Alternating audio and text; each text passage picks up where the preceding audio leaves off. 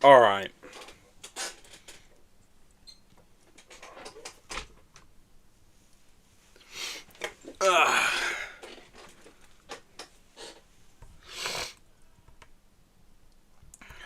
Um.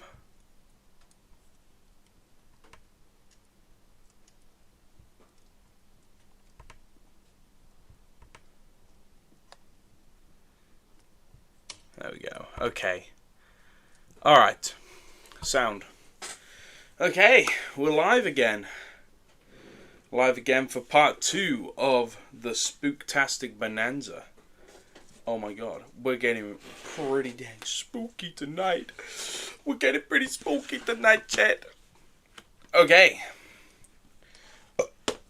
we got 2 spooktastic stories today. I'm turning my. I'm gonna pour myself some alcohol ready because I feel like, at least for the second story today, we are gonna goddamn need it. I'm telling you, we are gonna need it today. We are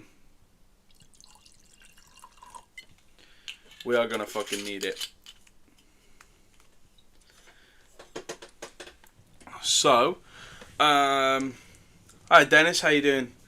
We're gonna need the alcohol today. We are gonna need it. So I'm gonna pour me a bottle. I'm gonna turn off all the lights. We're gonna get in that real fucking spooky mood, dog. You know what I'm saying? We're gonna get in that spooky mood. I got all of the stories already pulled up on my second screen. This is gonna be epic. We got 3 stories in total lined up tonight. We do have a bonus one, as we were talking about yesterday. So today, or this evening, to celebrate the spookiest seasons by reading the spookiest stories, we have Feed the Pig, sonic.exe, and A Close Encounter with Tails Doll. Good God. What are we doing? What am I doing? This is how I'm spending my time off work. I could be doing much better shit than this. Oh, my light was already off. I just need to turn my lamp.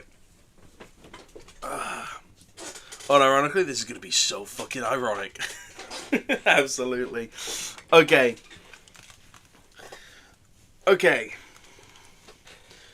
So, we're going to do a little bit of research. Because last time we had... we found out the authors of each of the stories.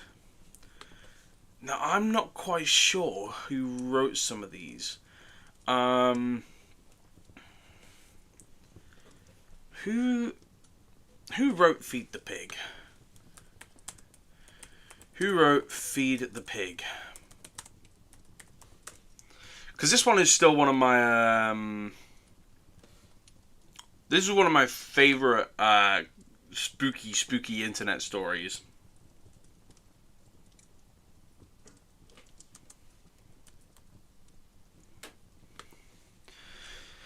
Yeah, you could be playing Silksong. Nah, Silksong's not spooky enough. The horror story Feed the Pig is a creation of Elias Witherow, who shared it to platforms like Reddit. The story gained a following through platforms like Reddit and later evolved into expansion works like the novel The Black Farm, also by Witherow. Okay, very cool. I didn't know that. That's very awesome. Okay, very nice. So that's Elias Witherow, who wrote Feed the Pig. Then I think we had like a history lesson on sonic.exe, which is fantastic. There's like tons of information of it on the actual website. But I believe it was written by... what's his name? JC the Hyena. Yeah. Oh no, JC the Hyena... Oh, yeah. Yeah, no, he's the one who wrote the story. I thought he was saying that he's the one who made the image to go along with the story. No, so the story came first, and then the image came after, I believe. Was it? Or did the image come first? Now I'm confuffled. Now I'm very confused. Oh my god, the fucking mouse on this second laptop is not... It's not working with me. It's fighting against me right now.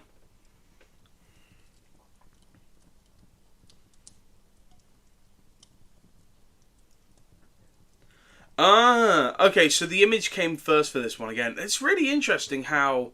I mean, when was this written? 2013? Probably... Yeah, 2013. Same time around about as, like, Eyeless Jack and Jeff the Killer. Oh no, Jeff the Killer came really early, but like similar to those sorts of like classic quote unquote creepypastas, the image always came first, which I think is really interesting. I think it's really interesting that the image is always the one that came first. And then we have a close encounter with the Tails doll, which is judging by the end of the story, is going to be absolutely peak. See, now it doesn't say who wrote this one, though. A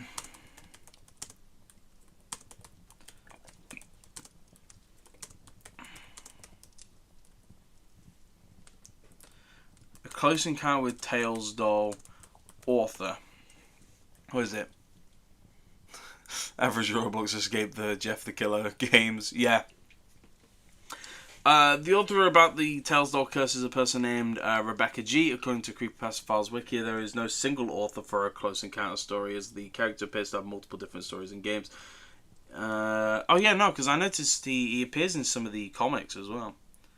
But apparently, Rebecca G. seems to be the original creator of the Creepypasta itself. But I know there's like tons of different iterations of the stories, all by different people, which is interesting. So I'm curious on that one. But I'm so ready for Feed the Pig. This one is gonna. So we've got our two terrible stories in Tails doll and sonic.exe. Obviously, of course, they're gonna be the bad stories, and then we have our good story for the evening, Feed the Pig, which is gonna be pretty epic. It's gonna be real fucking awesome. It's gonna be sick. So yeah.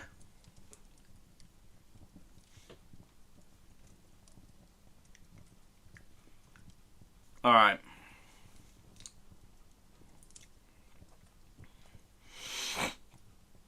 Ugh.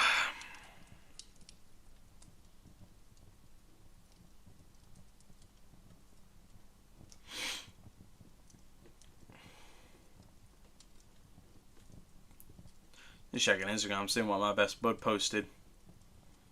He's jamming it out.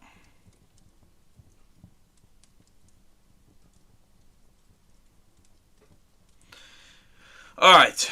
Yeah, I don't know how long it's going to take us to get into the stories today. We're going to wait a little bit. We'll get into them soon enough. We're just going to chill for a moment first, I think. You know, as well, I am going to get my one little, my ring light on. Just for some sort of light. Just for some sort of, like, mood lighting. It's getting fucking spooky in here. Ah.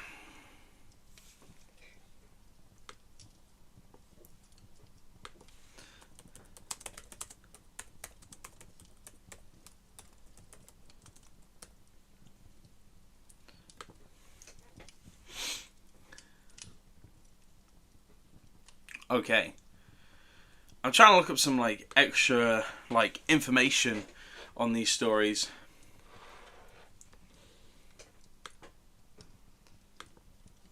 Hey, what's this article here? Feed the Pig is the most brutal depiction of horror. Ooh, okay. Alright, spooky. Warning, will contain some Oh, we best not read that then. If it's got spoilers. Oh no.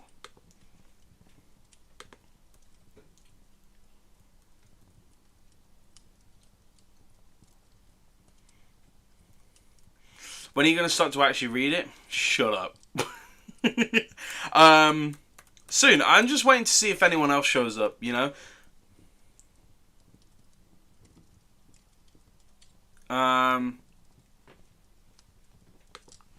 You know, I'm going to actually look up,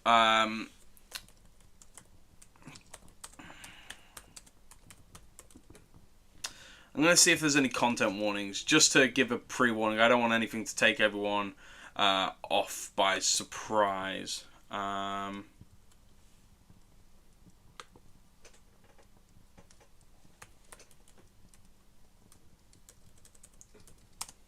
With something that's like, you know, not very epic, or people might be triggered by.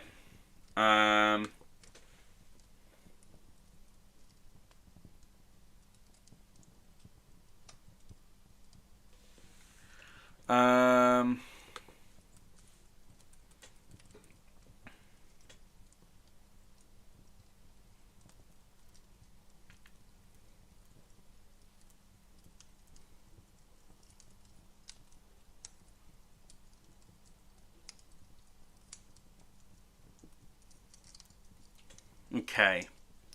So, oh, I wish you'd wait 1.5 hours for me. You joined too late last night, man. You joined way too late. It's okay though. Hang on. Hang on.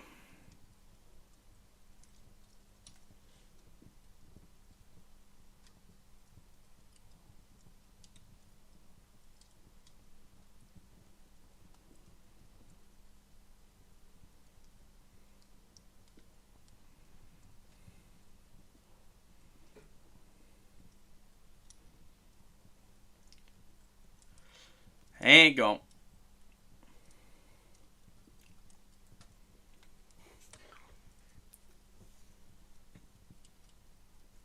Need to call basically every single family, every single one of them. What on earth for?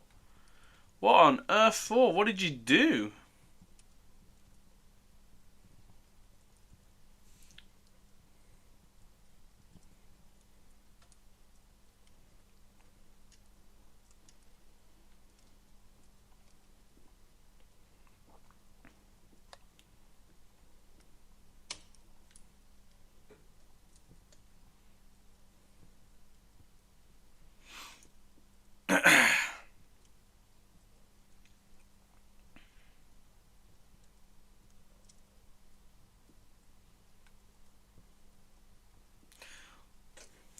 Also had guess. Oh, fair enough.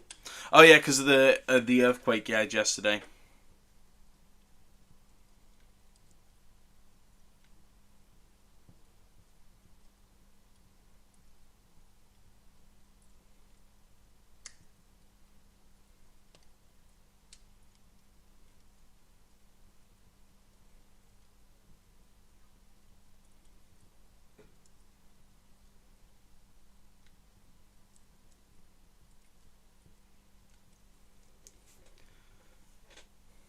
Oh, the neighbours were the guests that came over. Fair enough.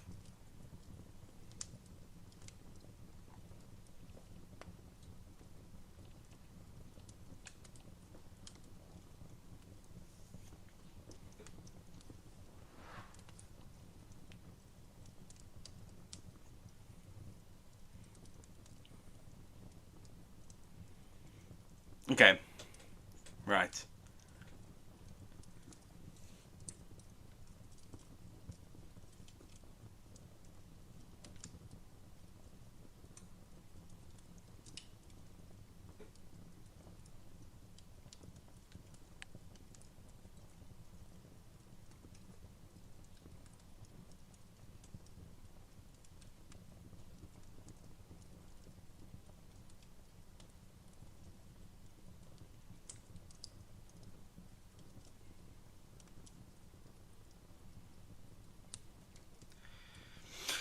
Oh. When someone comes, I would gladly wait for you to explain what happened from before. Well, what happened before? Nothing happened.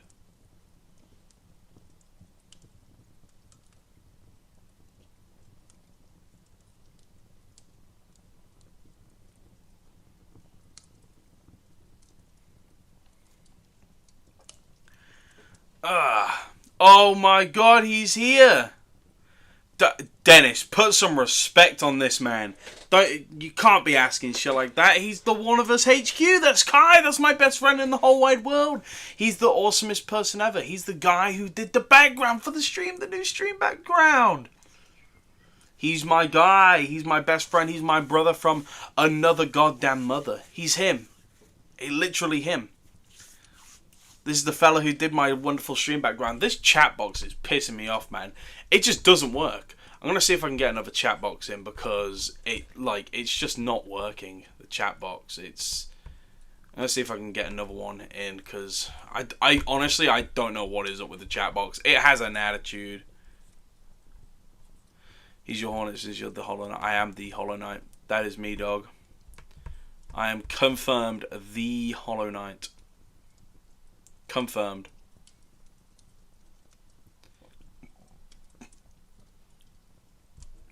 Okay.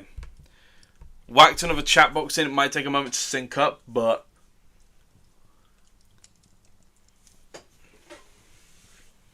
there we go. Now the chat bot wants to work. Alright. We got it. We got it. See, it's just the chat box's size. I'm going to move it up, actually, is what I'm going to do.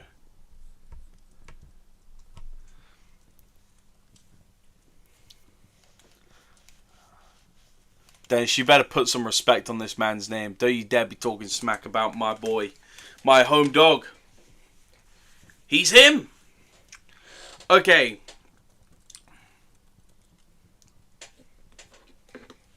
There will be some strong words. There will be some strong words thrown around if there's any slander over this man. This beautiful boy. This stupendous fellow.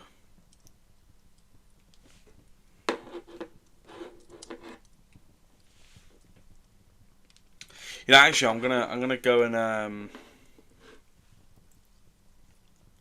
No, actually no. Right, so we have our 3 stories lined up. Our peak stories today. That's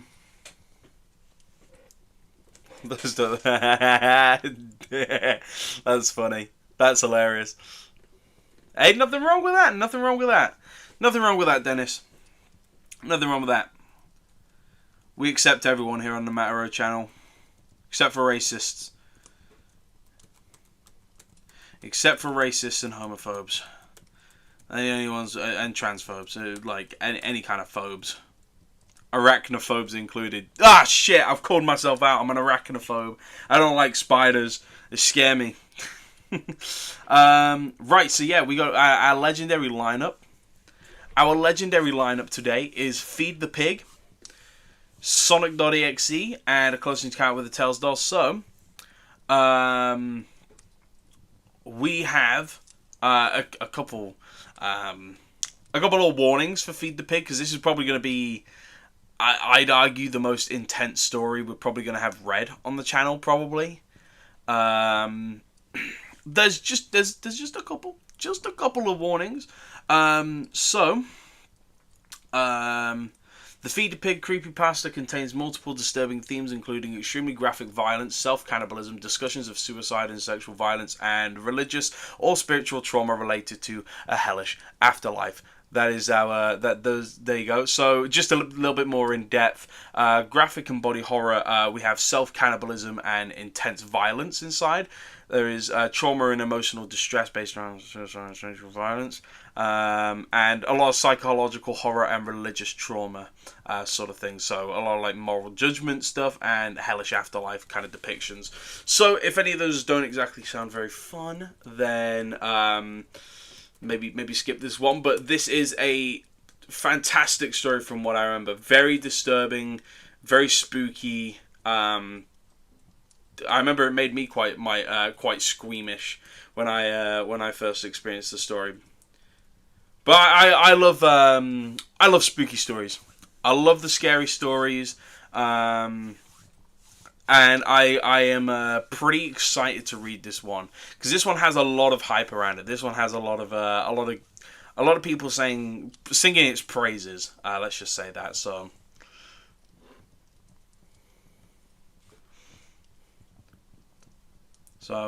Wait, it's Purple Tuesday.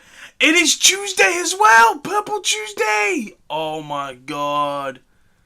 It is actually... this is perfect. Purple Tuesday's here on a Tuesday. You know what? Round of applause.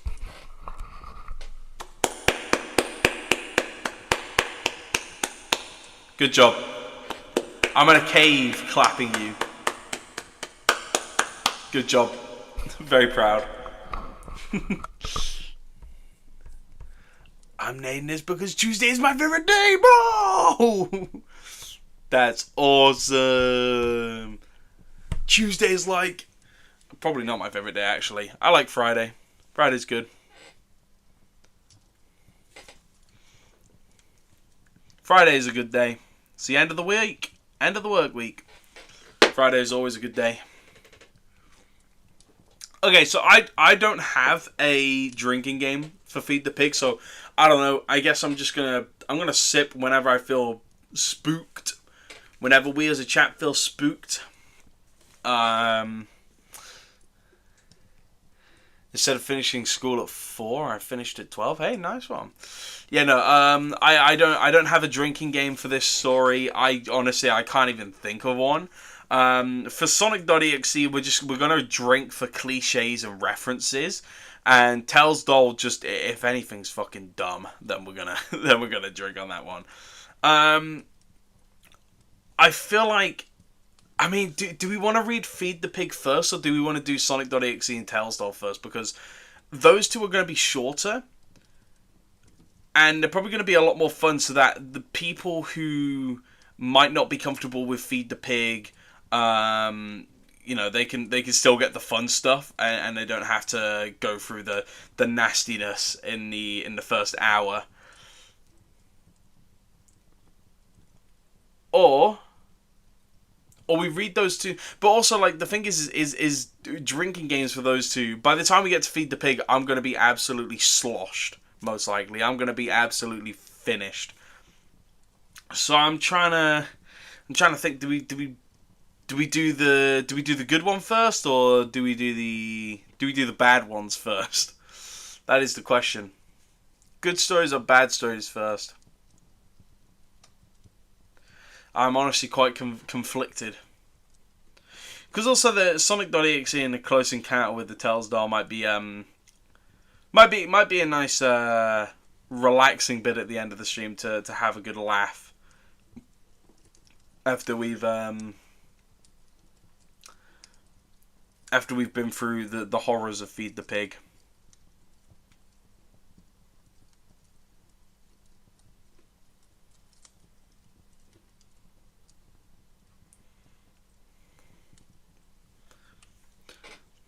The less scary ones for the purple guy.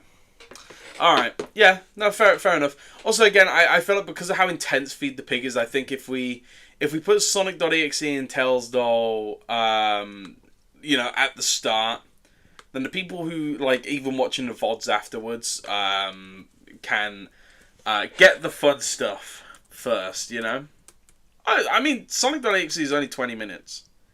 Close Encounter with the Tell's Doll is probably maybe less. Holy shit, two of my favourite streamers are live at once! One of them is me, obviously. Thank you. Well, who's the other one? Who's the other one? That's the question. Who's the other one? Blue or red? I better be blue because Virgil from Devil May Cry is blue, and I like Virgil. Virgil's awesome. All right, yeah. Well, let's do sonic.exe first. This one is a classic one. So. Sonic.exe, published September 3rd, 2013. It has 7.9 stars out of 10 from 3.14k votes. That is disgusting. That is terrible.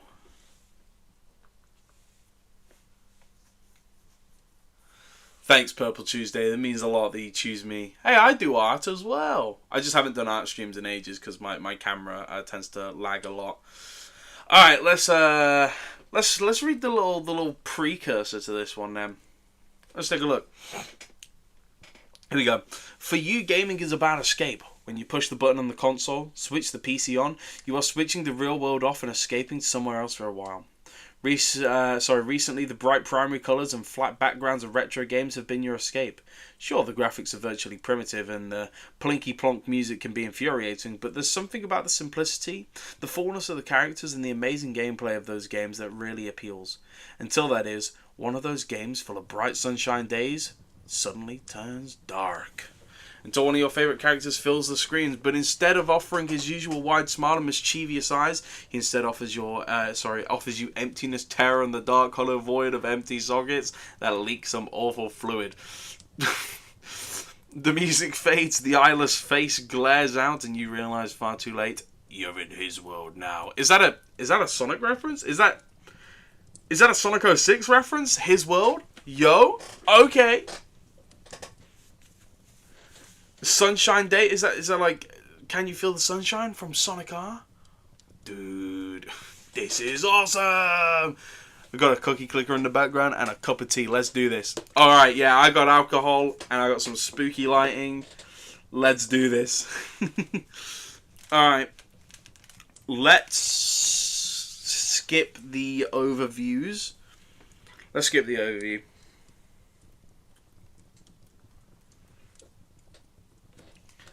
Okay, here we go. The creepypasta itself, here we go. By JC the Hyena. Sonic.exe creepypasta story. I'm a total fan of Sonic the Hedgehog, much like everyone else. I'm sure everyone else on the planet loves Sonic. I'm sure. I've definitely not met anyone who doesn't like Sonic. I like the newer games, but I don't mind playing the classics. I don't think I've ever played a glitchy or hack game before. Yeah, though I don't think I want to play any after the experience I had. Spooky. It started on a nice summer afternoon. I was playing Sonic Unleashed. I like how you get to explore the towns in it. I'm going to drink for all the references in this. And you know what? Sonic Unleashed is a peak game. That is my personal favourite Sonic game. I do like how you get to explore the towns in it. Useless fucking bracket, but okay. Until I noticed out of my peripheral vision that the mailman had arrived and put something in my mailbox as usual and left. I mean, what else would he be doing there? I paused my game to see what I got in the mail. The only thing in the mailbox was a CD case for computers and a note. I took it inside. Matturos based? Of course I'm based. Don't you know that Sonic Unleashed is my favourite fucking Sonic game? Ooh, Sonic Unleashed and Frontiers are my two favourites. I think Frontiers is because I love the supersonic fights in the game. Admittedly, even though it is Sega's first time dabbling in open world, it is amazing. I fuck with it hard. The stream's lagging. It's just usually it would show up on my end to say if it's lagging.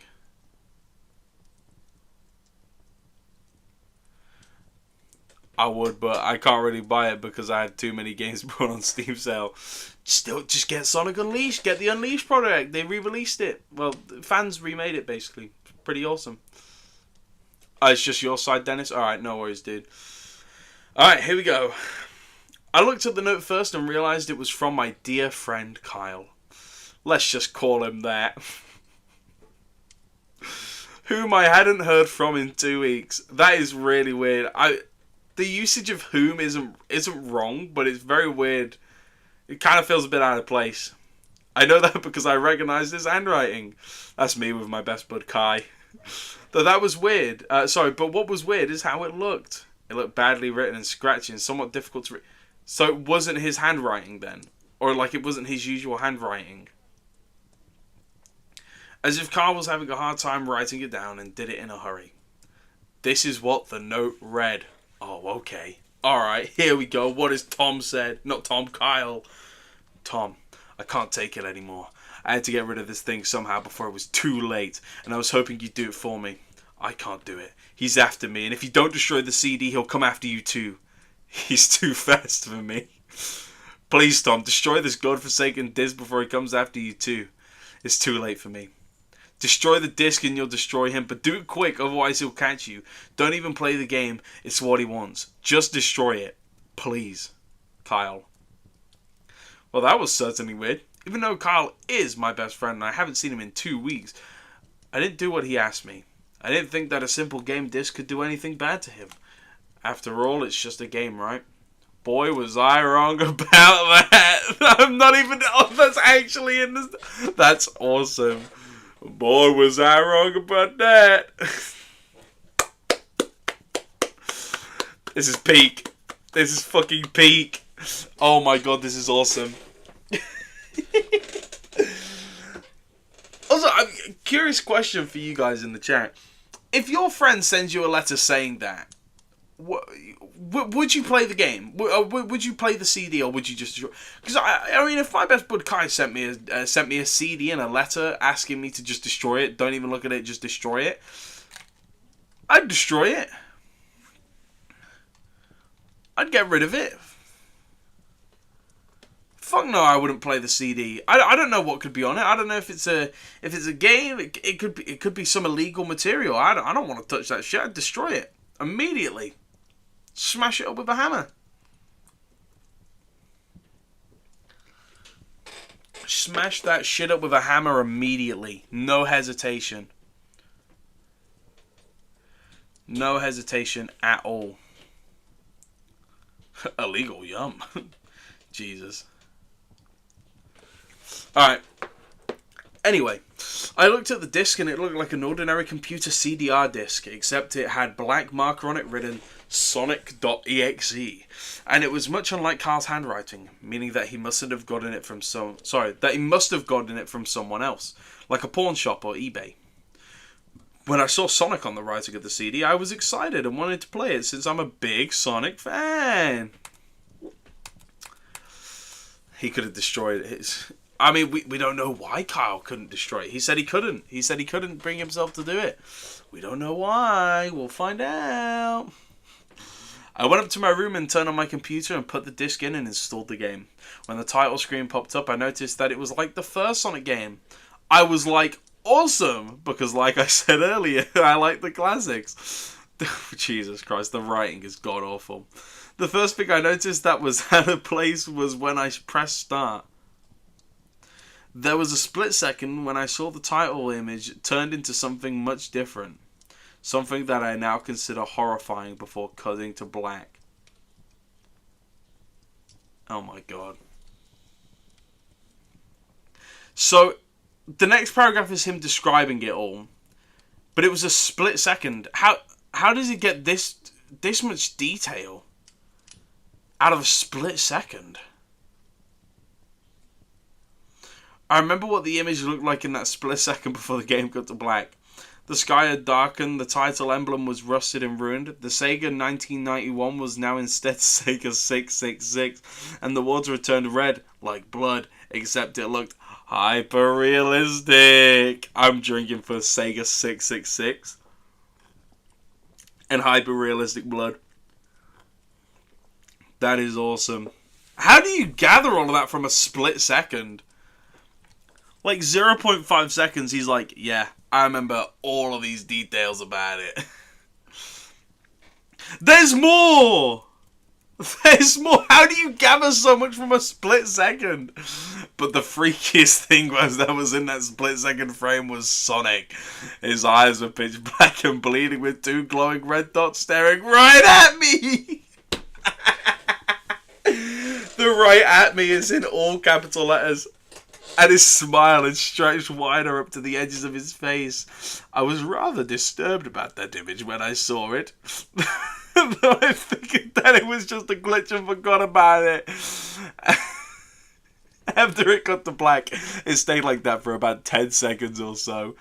And then another weird thing happened. The save file select from Sonic the Hedgehog 3 popped up. And I was like, what the fuck? What's this doing in the first Sonic game? I love these quote marks.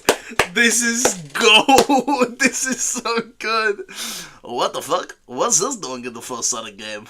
That's his voice. Oh my god. Anyway, then I noticed something off. The background was the dark, cloudy sky and the bad Stardust Speedway level from Sonic CD, and there were only 3 save files. The music was that creepy Caverns of Winter music from Earthbound. I've never heard that in my fucking life. I'm drinking because of reference. I guess we also drink for Stardust Speedway. And file select from Sonic 3. God, Feed the Pig's going to be a rough read later. I'll tell you what. Oh, God. The music was that creepy Caverns of Winter music from Earthbound, only it was extended and seemed to have been in reverse. And the image for the save file where you see a preview of the level you're on is just red static for all 3 files. What freaked me out more was the character select. How? It showed only Tails, Knuckles, and to my surprise, Dr. Robotnik! Woo! Now I was sure that something was up. I mean, how can you play as Robotnik in a classic Sonic game, for crying out loud? Oh, this is great! Oh my god, this is so good! Oh my god! Oh god.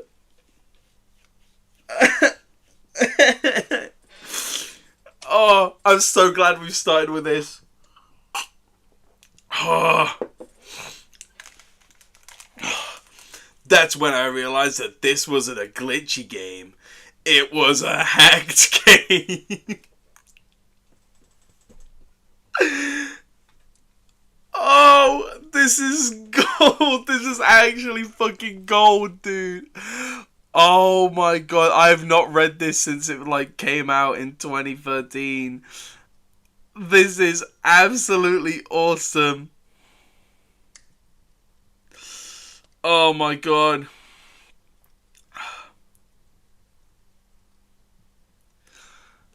Oh my god. Yeah, it definitely looked hacked. It was really creepy, but as a smart gamer, I wasn't scared. Or at least I tried not to be. I told myself that it was just a hacked game and there's nothing wrong with that. Anyways, shaking off the creeped out feeling, I picked file 1 and chose Tails.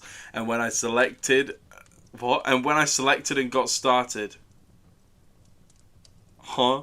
I picked file 1 and chose Tail, and when I selected and got started, this story is so good. The grammar is even struggling to keep up with the peak. The game froze for about 5 seconds, and I heard a creepy pixelated laugh that sounded an awful lot like that Kefka guy from Final Fantasy before cutting to black. I don't know what the Kefka laugh is. What the fuck? I'm drinking for that. It's a reference. The screen stayed black for about 10 seconds more. Then it showed the typical level title thing, except the simplistic shapes with different shades of red, and the text showed only Hill Act 1. The screen faded in and a level title vanished, revealing Tails and Green Hill Zone from Sonic 1. I'm joking for that. Fuck Green Hill Zone. The music was different though. It sounded like a peaceful melody in reverse. Wonderful. Anyway, I started playing and had Tails start running like you would in any of the classic Sonic games. What was odd was that as Tails was running along the level, there was nothing but flat ground and a few trees for 5 minutes. See, I would have shut it off by now. I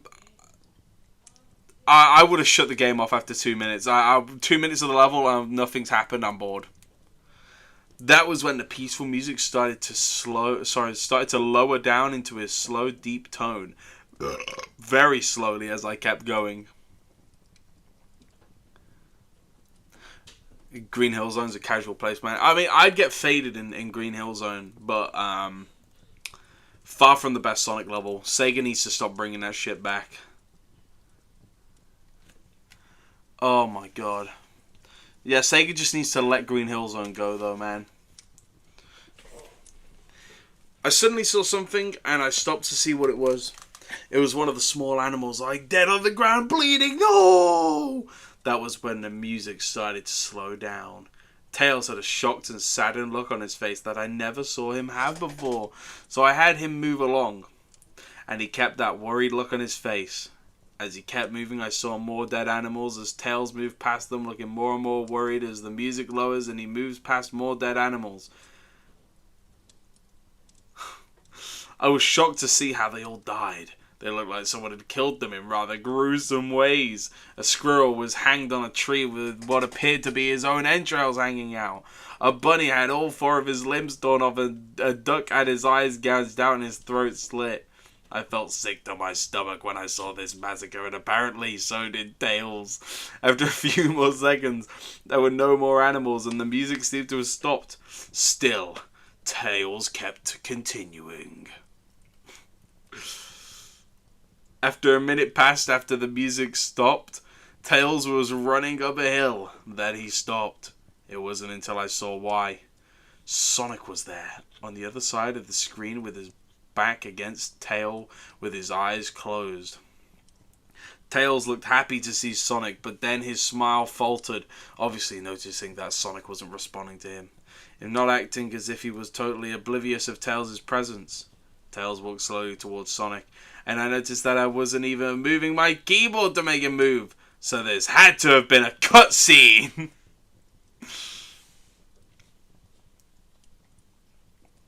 Ironically, this is very, very close to the because the game was based on the story.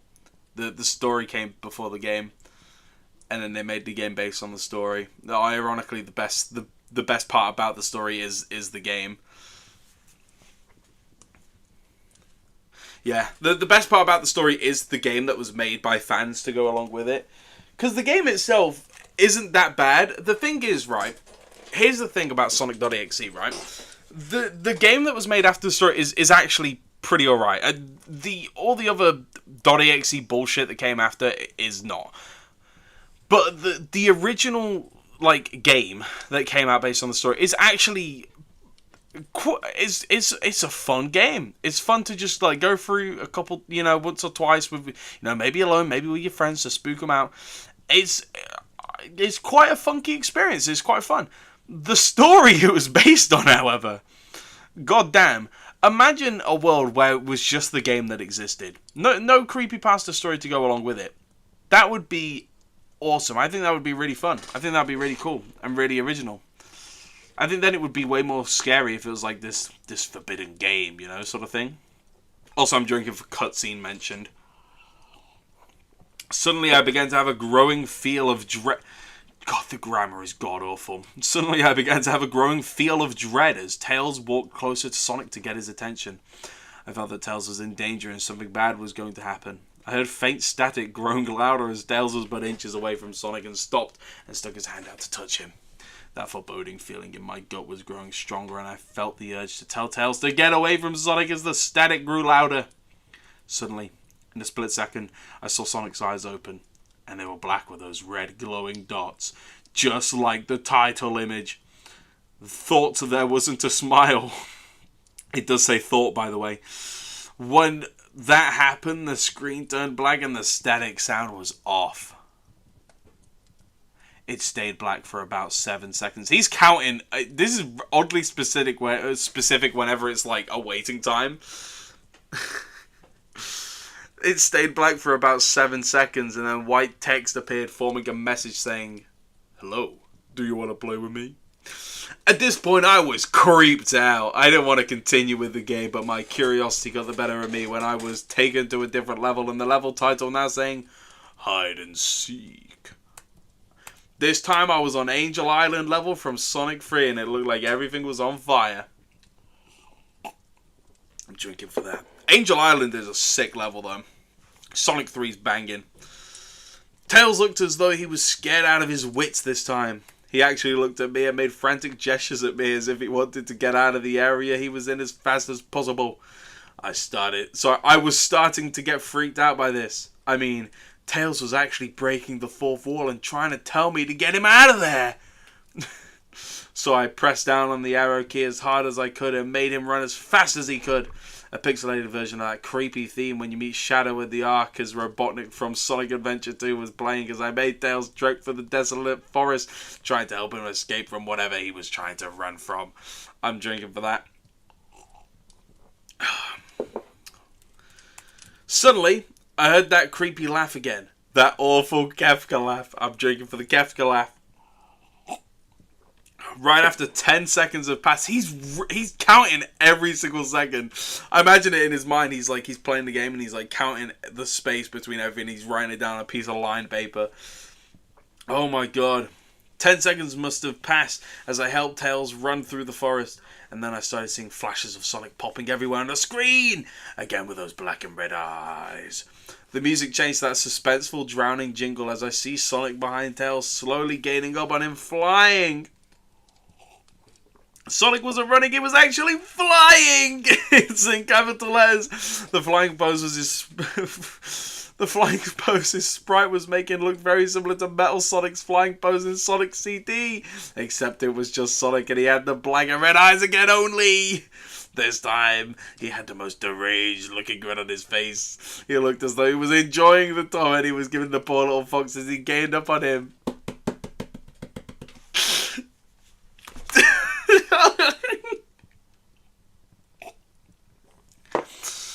Ah yes, this spectacle lasted for 7 seconds. Ah yes, this one for 11. Let me write that down.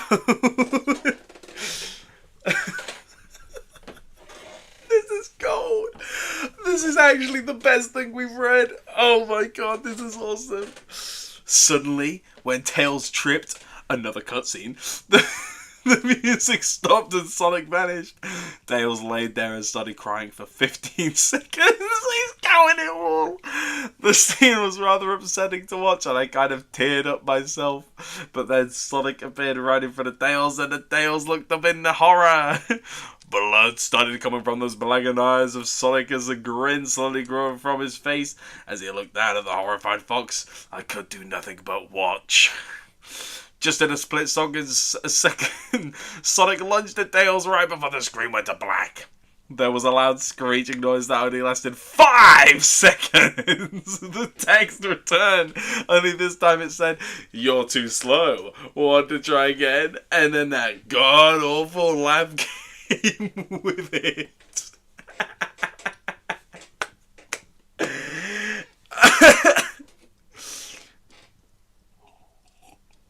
Oh, this is gold.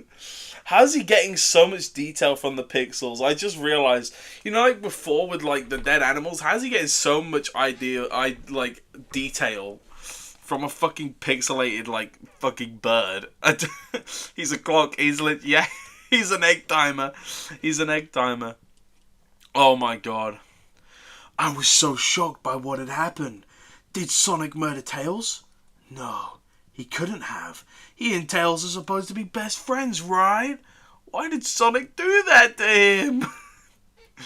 I shook the shock off as I was brought back to the character select. The save file that had Tails was different. Tails was no longer in the box itself, but in the TV screen itself, which was flickering with that red static. Tails' expression scared me. His eyes were black and bleeding, his orange fur had gone black, and he had an expression of anguish on his face. Trying to ignore it, I picked Knuckles next. He's a clanker. The laugh came again, and the screen cut to black again and stayed there for another 10 seconds. Then this time, the level said, "You can't run." I was really freaked out by now. I couldn't really tell if this was a glitch or a hack or some kind of sick, twisted joke or anything, really. But despite my fear of what happened next, I kept playing. The next level looked much different. It had the ground of the scrap brain zone, but the sky background looked like the main menu. It had the dark, reddish, cloudy sky, oh my god, but it was the music that creeped me out the most. I need to drink for Brain Zone, Scrap Brain Zone reference. It sounded like Geiger's theme right after you beat Pokey and Earthbound. Oh, this is killing me. Oh.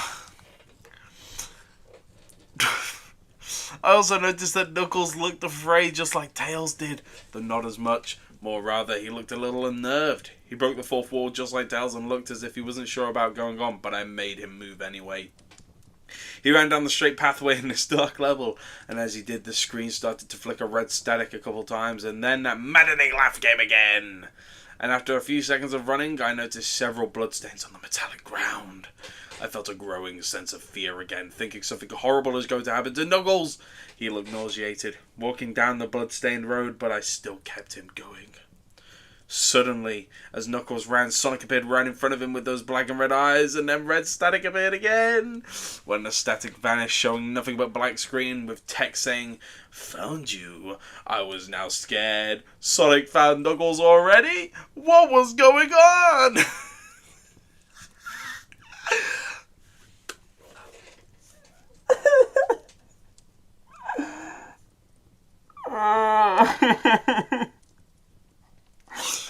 This is so good.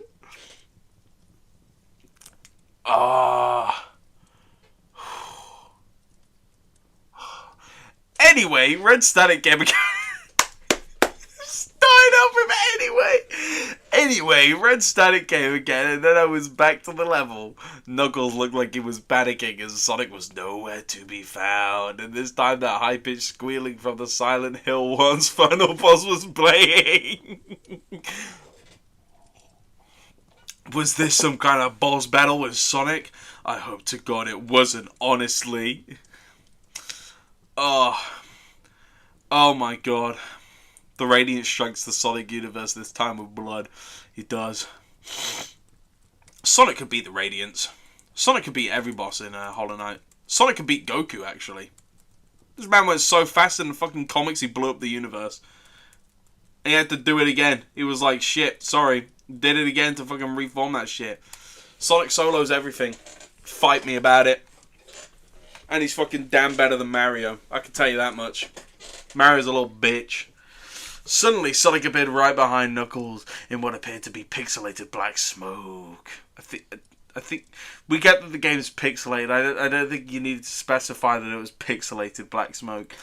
I made Knuckles turn and then punch Sonic, but Sonic vanished in black pixelated smoke before I could even let it hit. That terrible laugh went off again. Then Sonic appeared behind Knuckles again, and then I made him punch again, and Sonic vanished again laughing.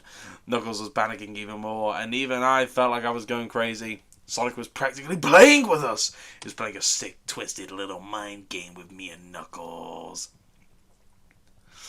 Only the comic Sonic. I mean, comic Sonic, the not Archie comics, but I'm pretty sure the new comics are canon to the games, because I know they start off just after Sonic Frontiers. Not Frontiers, Sonic Forces. So, and I'm pretty sure that happened in the Sonic comics. Sonic has some of the best feats in fiction. I'm not a power scaler, but, like, my God, Sonic is... I think even, like, anyone saying that fucking Flash is faster than him as well, you're lying. Even DC themselves confirmed Sonic was faster. Fantastic. Love that crossover comic, by the way. Really fun. Another cutscene played as Knuckles fell to his knees and clutched his head, sobbing. I felt his agony.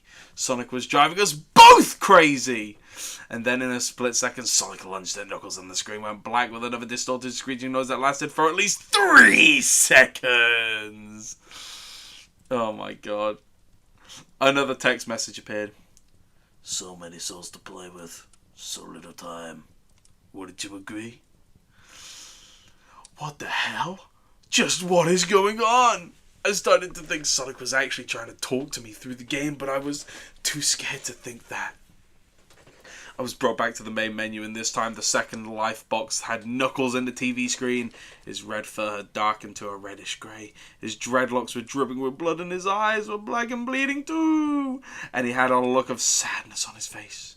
I began to think that those are the actual characters trapped in those TV screens on the save files, but I couldn't believe it. I didn't want to believe it. I didn't want stopwatch.exe. That's awesome. So I shut off the game and took a break. I took a nap. Wish I hadn't. because I then began to have the most disturbing nightmare. I was in pitch black darkness, though I was under the light given off by a lamp that hung above my head. I could hear the cries of Knuckles and Tails nearby. They were saying stuff like, "Help us!" and "Why did you give us to him?" and "Run away before he gets you too!" Sonic! That's my impression of Tails. Sonic! Ah! Their cries died out as I then heard Sonic's laugh. His laugh. It sounded a lot like that distorted Kafka laugh. You don't gotta fucking specify it again.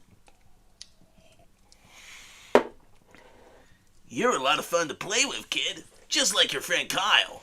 Though he didn't last long. I was scared and looking around for the source of the voice. It won't be long now until you join him and all my other friends. I saw him walking towards me, flickering in and out in several directions. You can't run, kid. You're in my world now, just like the others. He then grabbed me and I saw his bleeding black and red eyes, grinning face. I woke up in a fright.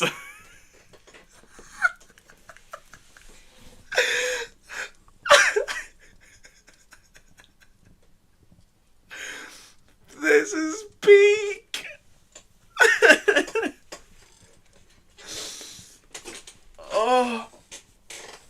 Oh my god. Oh my god.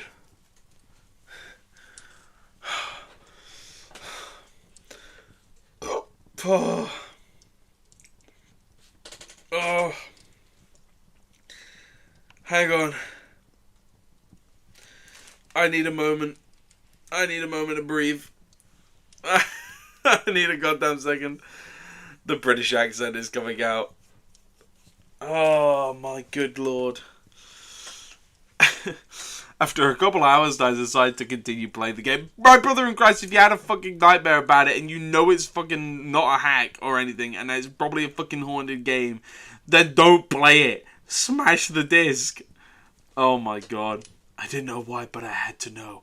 I had to figure out why this was happening, so I turned on the computer, turned on the game, and selected Robotnik next. I still thought this was wacky, playing as Robotnik, but anyway, the level title appeared again, and this time it said... ... which I found really freaky!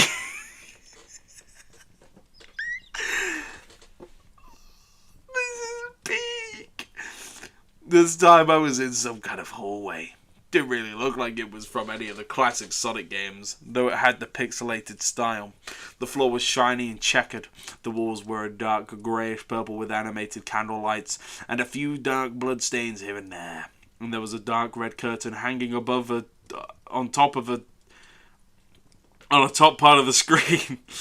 Every 12 seconds or so, that red curtain sways very slowly, but whenever you're playing the game, you can barely see it move. The music was oddly pleasant, a piano playing a rather sad yet peaceful song, but I knew better. This was the song that played in Hill Act 1, only it wasn't in reverse!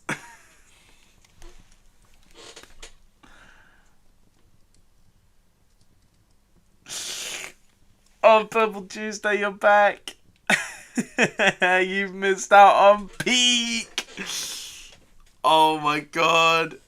You missed out on peak. This is gold. Oh my god. Robotnik didn't look entirely nervous like Tails and Knuckles did, but he did have a suspicious look on his face as if he was just a bit paranoid. He did a little animation when I just left him standing there. He turns his head to the left and then to the right at least twice and then shrugs at me as if he has no idea where he was or what was going on. Even though I was scared out of my mind about what was going to happen, I had Robotnik continue forwards. He did his usual running animation. You know, when you've beaten him at the end of a classic Sonic game and you chase him. As we continued going through the hallway. I'm drinking for that. Then I stop at a long flight of stairs leading downwards. Now I was nervous. Even Robotnik seemed unsure of himself, though I pressed onwards. Oh my god. This is good. As I led Robotnik down the stairs, I noticed that the walls had gotten darker and more reddish. The red torches were now an eerie blue. Then we landed into another hallway. This one was longer than the last one, or at least it felt like it. And then we headed down another flight of stairs. This one was much longer. It took at least 1 full minute.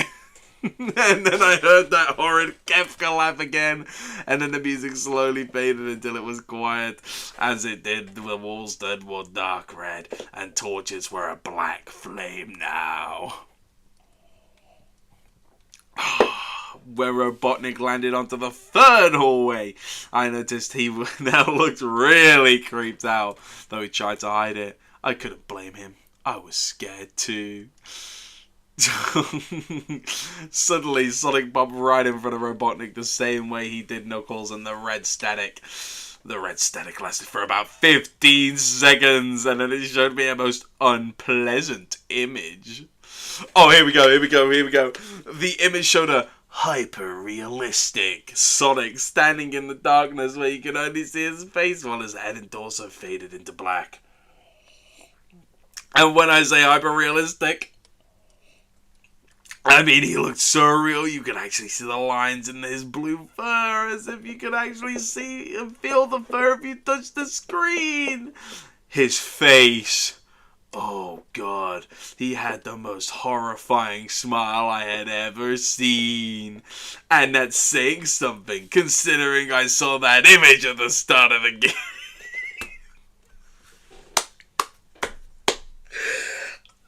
This is the biggest piece of dog shit.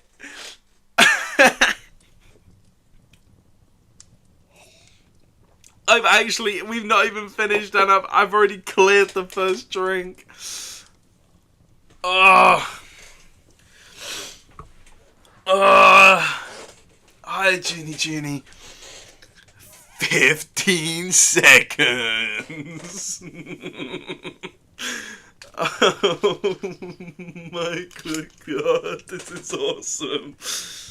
Oh my god, I'm not even that drunk. It's literally just the absurdity of this shit that is making me laugh so much. Oh, this is so stupid, dude. This is so stupid, it's awesome. Oh my god.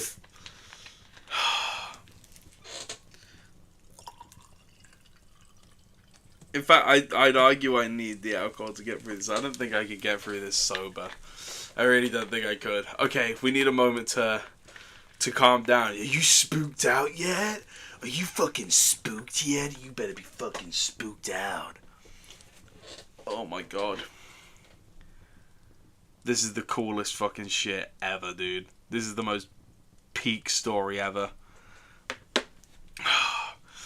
His eyes are wide and black and once again crying blood, which also looked hyper-realistic. And there were 2 small red glowing dots in those black eyes staring right at me as I was staring into my mind. His face was like a Cheshire cat, except Sonic had fangs. Very sharp fangs, much like the werehog's teeth, except more vicious looking. Somewhat yellowish, and from the look of it, it had stains of blood and small bits of flesh on his lips, and fangs as if he ate some animal.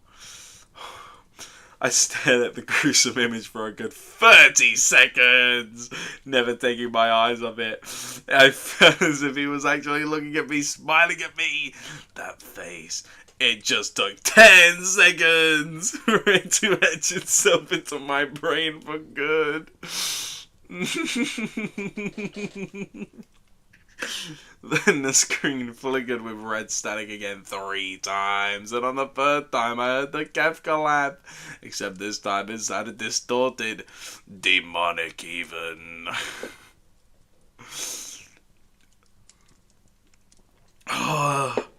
It went back to the image again, except this time there was the text again, though it was messed up. But it was pretty much one of the most horrifying things I looked at since I had this game. I am God. Absolute cinema. And no one hears a word I say. Now the memory's gone. Are you feeling numb? No fault No blame. Oh my god. He said the thing! He said the thing! It was when I read that message while looking at Sonic when it hit me. I realised right there and then, this Sonic was a monster. A pure, evil, sadistic, all-powerful, nightmarish, demented monster, and all of his victims, including Tails, Knuckles, Robotnik, and possibly Kyle, are just his little toys.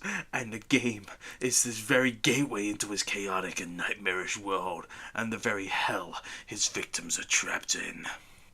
Suddenly, in an actual split second, I screamed as Sonic lunged at the screen, screeching loudly with his mouth wide open to an unnatural length, revealing nothing but a literally spiraling abyss of pure darkness before the red static came again, this time much louder and distorted. So loud that it hurt my ears. I yelled and grabbed my ears as the red static screeched for a good 7 seconds. Oh my god. That Metal Gear seems solid enough. That ringed a bell, but I don't know. That's a solid Metal Gear. It is. Then I stopped, and then it stopped and showed nothing but black. As I sat there staring at this black screen, one last text came up. Ready for round 2, Tom? The Kefka laugh now sounded more clear as if Sonic was right behind me. I played 3 times again, and I looked at that text in shock and confusion. Then I got booted back to the main menu, and this time the third save file had a TV image of Robotnik in the same tormented state as Tails and Knuckles. Robotnik's skin turned a dull grey, his mustache drooped, and had blackened, his glasses broke and blood is coming from them, and he had a mere dead-like expression on his face. I looked at Tails, Knuckles, and Robotnik and cried a bit. I pitied them for the agony they're going through. They were forever trapped within the game, forever tormented by that horrid hedgehog, and always will be. Then the computer shut itself off. I couldn't turn it back on no matter what I did. I sat there for maybe 25 seconds, horrified by what had just happened. Sonic is the very embodiment of evil. He tortures people who play his game, and in more ways than one, and then when he gets bored, he drags you into the game. Literally drags you to hell where he can play with you always as his toy. I can't get the game out of my computer. I think it's stuck in there, but at least I managed to turn it back on now. After I sat there for 25 seconds, I heard a voice right behind me, like a whisper. Try and keep this interesting for me, Tom. I turned around to see where the voice came from, and what I saw made me scream. Sitting on my bed, staring right at me, was a Sonic plushie, smiling with bloodstains under its eyes. Ooh! That's the end of the story!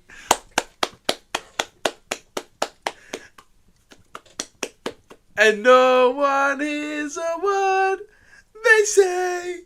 Now the memory's gone. Are you feeling numb? Oh my god, that was peak cinema. That was fucking awesome. Oh my god. Stop watching these strikes again for a whole 7 seconds. A 7-year-old edgelord wrote this. No, absolutely. Oh my god, remember the history lesson of oh, you going Purple Tuesday? At least you stuck around for the peak entertainment. I mean, remember the history lesson we had last time, where like he took the story down after like Jeff the Killer got removed because he knew his story was that bad, and then when it was actually removed itself, or like when it was revealed that they were going to take it down anyway, he went on a massive fucking tirade about it.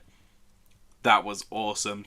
He was trying to get fans to protest and have it reinstated on the site and blocking people who leveled any negative comments in his direction. Oh my god, that's awesome.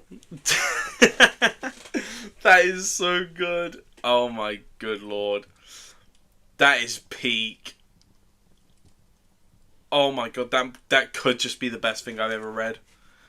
That could just unironically be the most entertaining thing I've ever read. You know what? It was a shit story.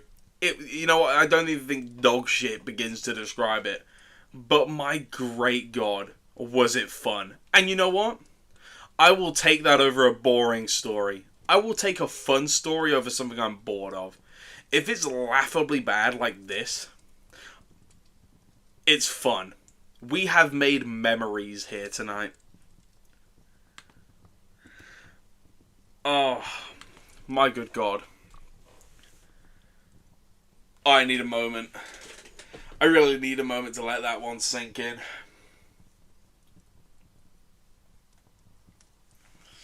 Christ almighty.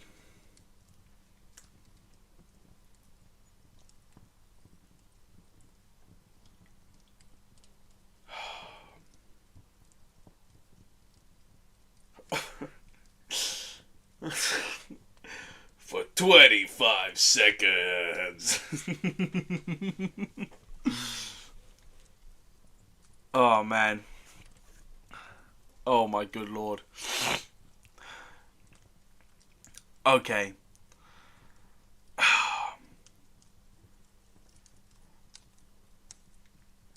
30 seconds.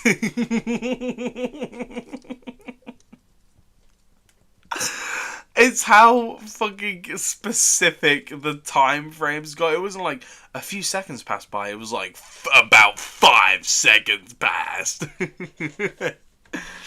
Oh my good God. Oh.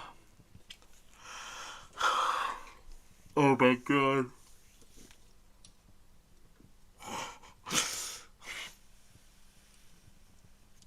Peak writing, peak fiction. My good Lord. That was beautiful. Oh, they hit the second tower 30 seconds ago. Oh my good God. Okay. Let's do it. The next one. Let's not waste any time. Let's do it. A close encounter with Tails Doll. This is gonna be just as shit. Oh my God, this is... I'm judging by the final sentence of this, I think this is also going to be hilariously bad, but fun. Okay, here we go. Here we go. One late afternoon, I invited some of my friends to play Sonic. Worst Sonic game on the planet. Sorry. As we turned on the Sega Saturn, we were excited for our racing tournament. As we were at the character selection screen, I chose the Tails doll for humour. Most of my friends were laughing as they chose Metal Sonic, Metal Knuckles, Mecha Eggman, and Super Sonic. Later, I won all the races since I was an expert at this game. Since I am expert at this game. We realised time flew by, so my friends left. I still felt like playing the video game, so I inserted my Sonic and Sega All-Star Racing disc into my PlayStation 3. Great game, actually. Me and my friends played a few races online. I thought they'd left. Me and a few of my friends played a few races online and online, okay. Alright, and a message popped up to my screen coming from a user called Tails Doll. I opened it and it said, "Thank you." For what? I sent him a message back to this user. This grammar is god-awful. Tails Doll then sent another message saying, "You won first place with the Tails Doll. I was watching you." I got freaked out for a second. A second! Thinking someone was watching over us as we were playing Sonic R. Another message from Tails Doll saying, "Can you feel the sunshine?" And sent me a friend request, but I didn't accept it because I don't even know who this guy is. Unironically though, "Can You Feel the Sunshine?" Banging song. I sent all my friends a message saying, "Did you see anybody watching us? Because I got sent a message from a user called Tails Doll saying you watched me win first place with the Tails Doll." My friend sent back a message saying they don't know and with a 0.0. Can we get some 0.0 in chat? Can we get a 0.0 in chat, please? Oh my God.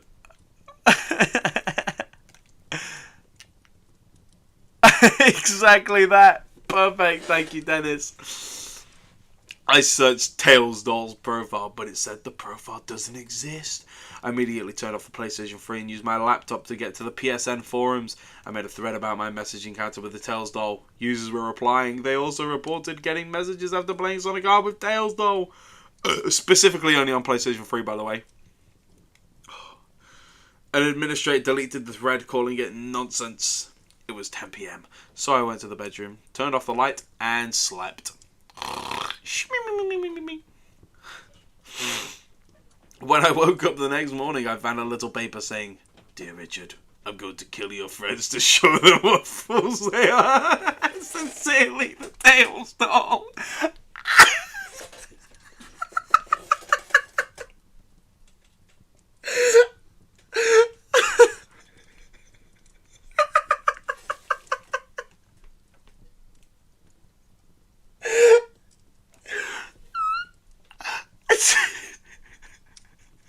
Straight as a fucking arrow, though. He ain't messing around.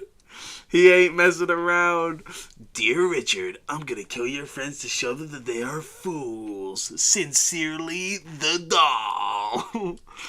There was a little blood stain where "the doll" was red. I freaked out and threw it in the trash and had 1,000-mile stare until I got to school.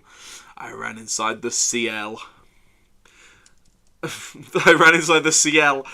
End of paragraph. New paragraph. Ass room. And screamed to my friends that they will be killed. The teacher thought I was the class clown, and I punished me with lunch detention for today. What? This was written in like 2 hours. This was written in like 2 hours by a 13-year-old. At lunch detention, one of my peers said that they had heard of the Tails Doll after I told them my encounter with it.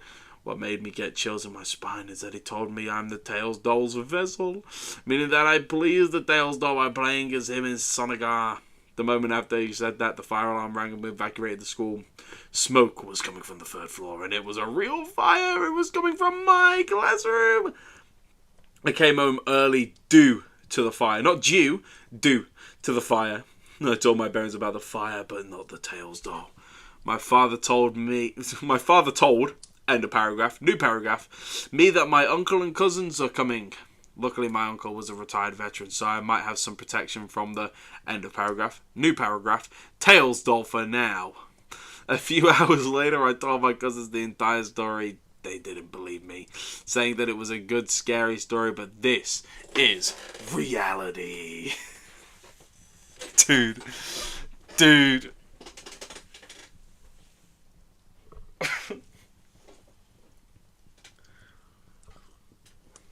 Suddenly, my cell phone was ringing, and it was my friend saying he was having a party. I got permission. End of paragraph, new paragraph from my parents, and I headed off to my friend's house. As I got there, we had a great time fooling around, eating like hell, and watching fights of drunk men.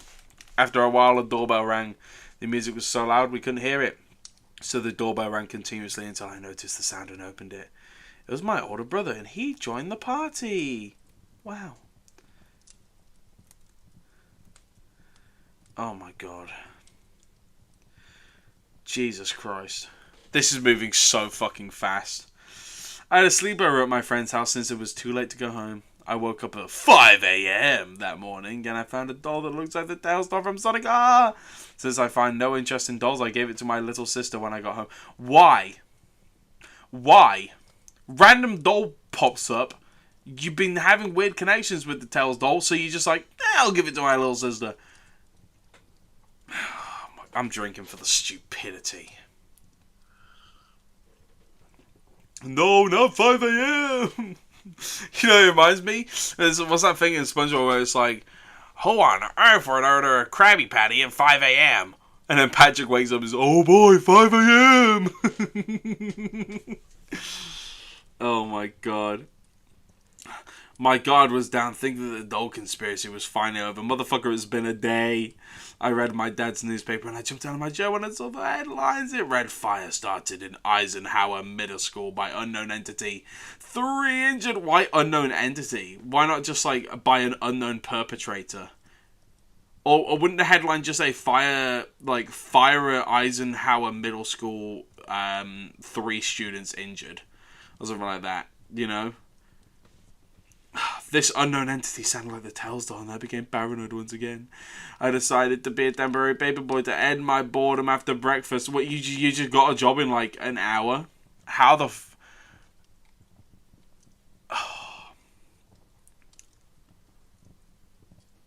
An hour after all the papers were delivered, and the days after were quite casual with no school. What? An hour later, all the papers were An hour later, all the papers were delivered, and the days after were quite casual with no school. What the fuck? As I checked the mailbox for letters from my classmates, I stumbled upon a yellow envelope which was quite unusual. I ripped it open with curiosity, and it was from your secret killer. It read, "My dear friend, I know where you live. I will not kill your friends, but burn their houses instead for even more suffering. Will you play with me?" I ran to the nearest trash can and threw it away, and I attempted to clear my mind. Dude, give it to the fucking police. Tell your parents, say, hey, I just got this letter. It's a low-key kind of fucking threat. And then take it to the cops. Boom. Witness protection for those guys. I don't know how the law works, but I assume that would be better than that. Late that night, several fire trucks came to several houses, and I realized that letter was actually telling the truth. For once, school reopened the next day, and what happened last night made it to Fox News that morning. As I entered the classroom when I came to school, everybody was paranoid just like me. And when school was over, as I walked home, I found a paper saying, "I will see you, Richard," on the sidewalk. Then, I believed this Tales doll was actually real. This cannot be serious. This has to be satire, right?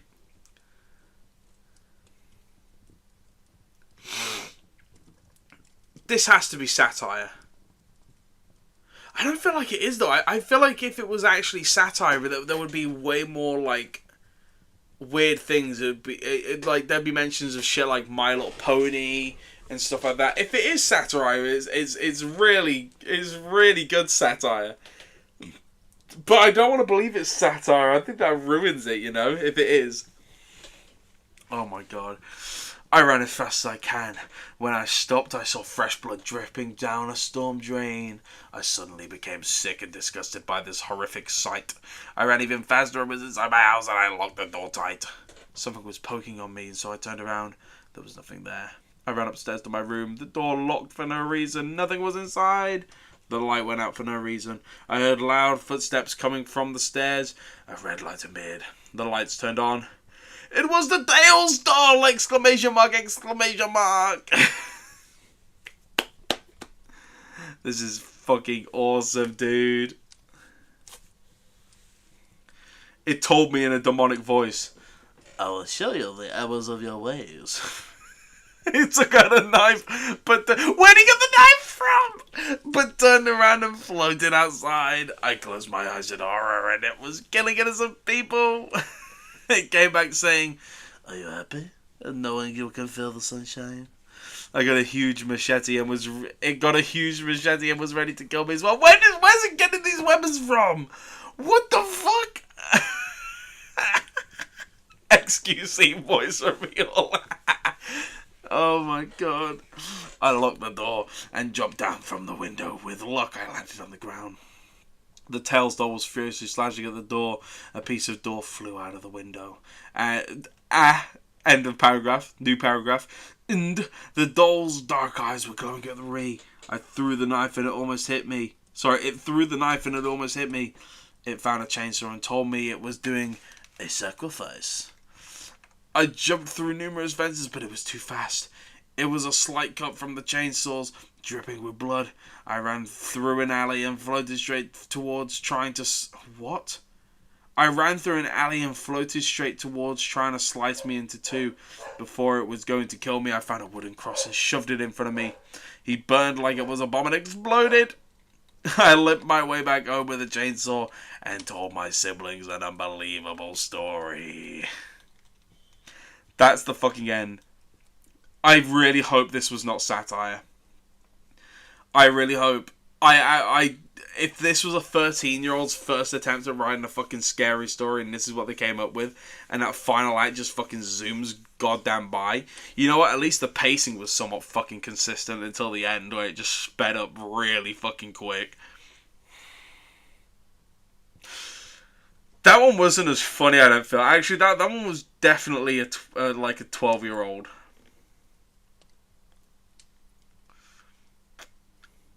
That one, I need to see what the comments are. Oh, I've got to sign in? Ah, that sucks. I have to sign in to see the fucking comments. Oh my god. Google Translate is better grammar than that shit. It didn't have enough seconds! Too right, there weren't enough seconds in it. Oh my god.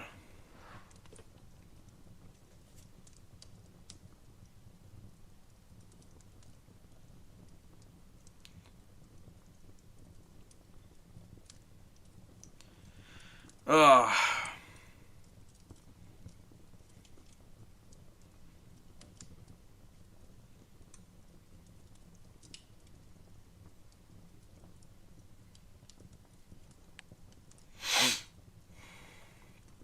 Oh. Oh my good god. That was something. That was...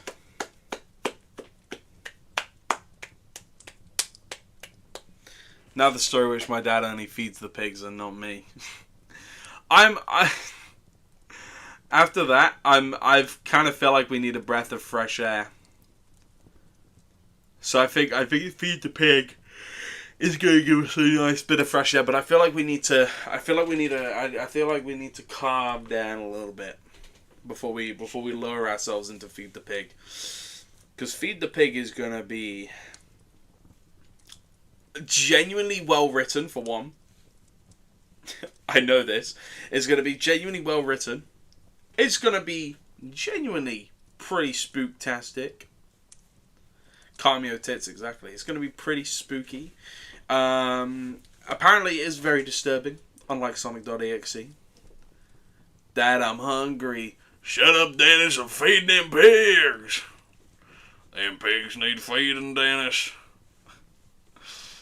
Dad, I'm hungry. Shut up, Dennis. Feed them goddamn pigs. Oh my good god.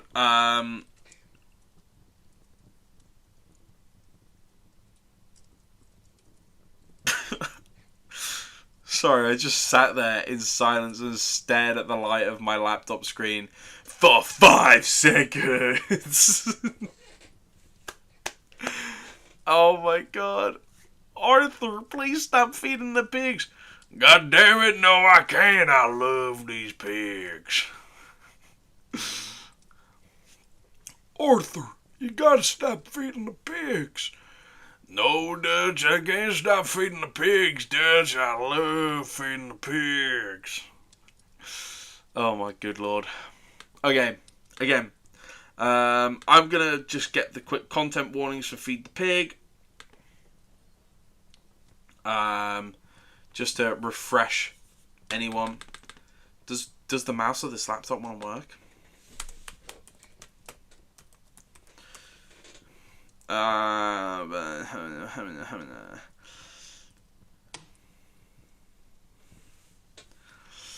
The creepypasta Feed the Pig contains extremely disturbing and graphic content, including themes of self-harm, torture, gore, and implied sexual assault. The story is known for its psychological horror and brutal, visceral depictions that have deeply affected readers. Okay. Did your charger break, by the way? Yeah, it's like a weird thing where, like, my laptop charger is a Type-C, right? So I was using that on my phone, and all of a sudden it wasn't working on my phone anymore, but it still works on my laptop, and it works for my PlayStation controller as well, so that's weird. But basically, because it wasn't working, like, I had to hold it at a specific angle. I'm like, okay, I don't want that to break. So then I had to use the USB that connects my microphone to the laptop, to the MacBook, and that's a slow charger because it's not meant to be as a charger. It's meant for connecting and obviously being a microphone. So I needed a new charger that was decent. It's not a super charger. It's not a super mega fast one, but that one was a mega slow charger. So this one, like, charging at decent length, completely fine. Takes like 20 minutes. 20 minutes from like 8%. So like, it's like an hour and 10. Just to, well, actually more than that, like an hour and a little bit just to fully charge it from 1%, which is pretty good. So yeah, that's why I needed a new one basically, because that slow charger was really bad. Like I'm talking like at least like 5 minutes, 1% would go up. It was so slow. That's why I needed a new one. But this one works just fine. The length is a little bit like, but that's okay. You timed it well because maybe like 10 minutes later we wouldn't have been at Tesco's. Yeah. See, I was looking at them on Amazon and I was like, these are really expensive here. So like, I was like, maybe I'll ring you and see if you might be able to pick me up from Tesco's.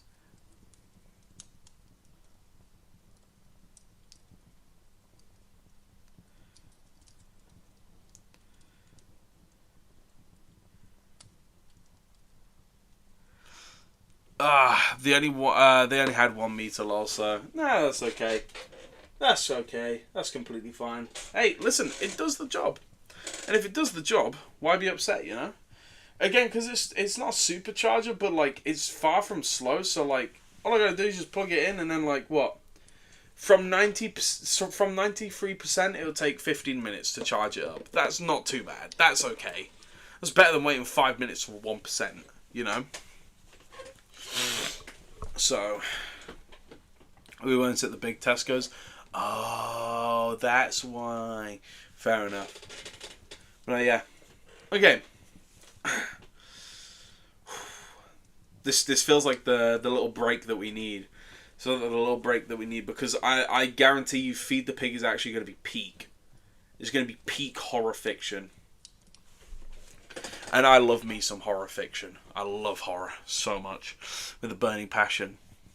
These adorable little boys on the screen. These adorable fellas on the screen in front of that fireplace reading a book. Listening. These fellas are about to be traumatized, okay? Alright.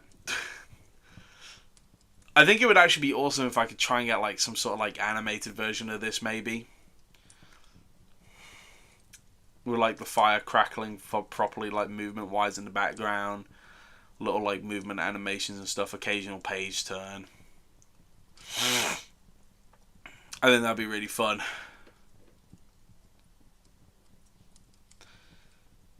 That's a lot of effort for my best bud to go through, so I don't want to encroach on that too much. Alright. Okay, fellas. Are we ready for something that's actually going to try to be good? Are we ready for Feed the Pig?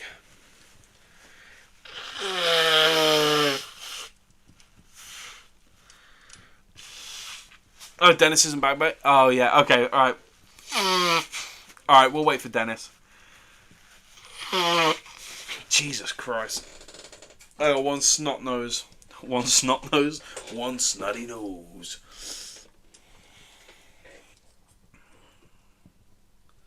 And also when I move like my charger even slightly, it doesn't like fucking disconnect as well, so it's nice and convenient. One last Arthur.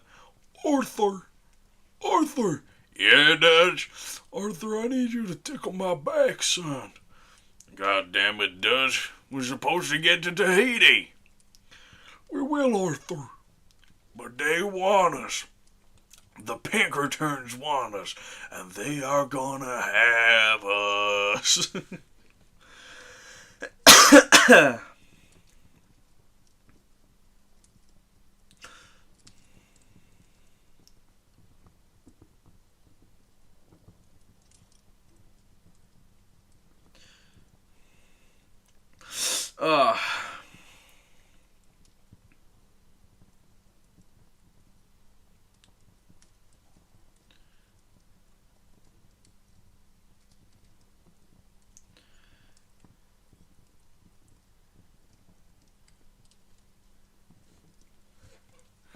Okay. I love Red Dead Redemption so much, dude.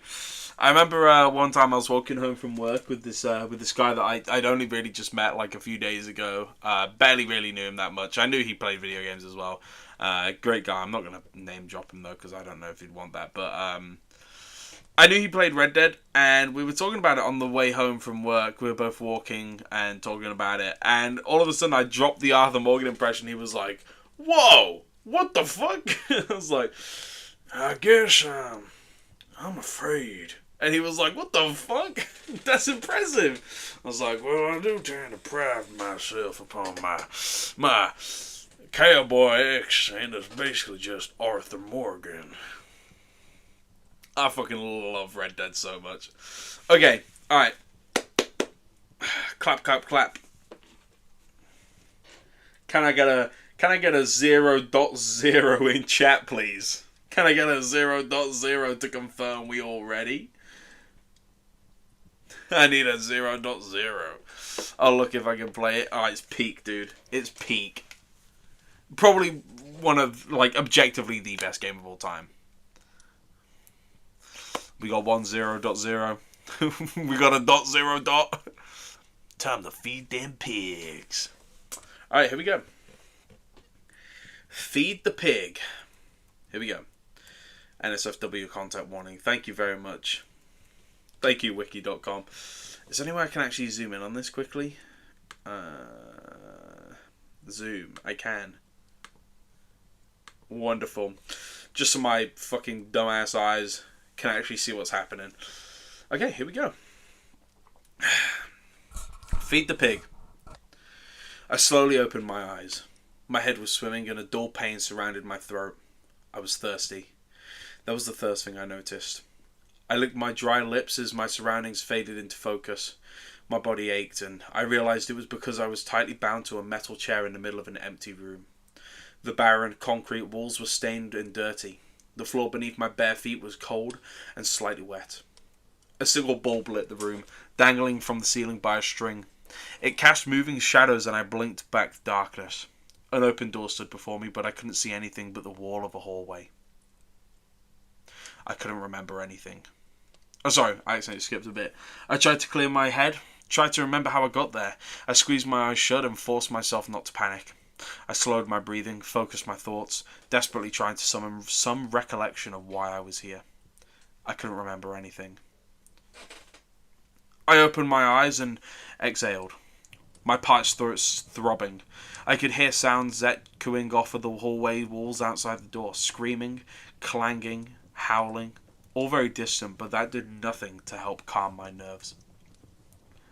"Hello?" I cried, the words tearing at my vocal cords. I felt my chest hitch in pain, but I cleared my throat and yelled again. "Is anyone there? Hello?" The dark hallway remained silent except for the constant echoes. I shut my mouth and tried to wriggle free of my bindings, but the rope was knotted impossibly tight. I fought back against my imagination as it flooded my mind with horrific scenarios of what awaited me. If I could only remember. Suddenly, footsteps erupted from outside the door, a rapid patter of small feet. My hopes rose and I trained my attention at the door, praying it was help. A young boy ran into the room, dressed in a red onesie, completed with padded feet. Stretched over his face was a plastic devil mask. The eye holes revealed massive blue eyes that greeted me curiously. Then back. I opened my mouth... Taken aback, I opened my mouth to speak, but that's when I noticed something was off. His eyes were huge, impossibly round and bulging from their sockets. It sent a shiver of unease down my spine, but I shook it off.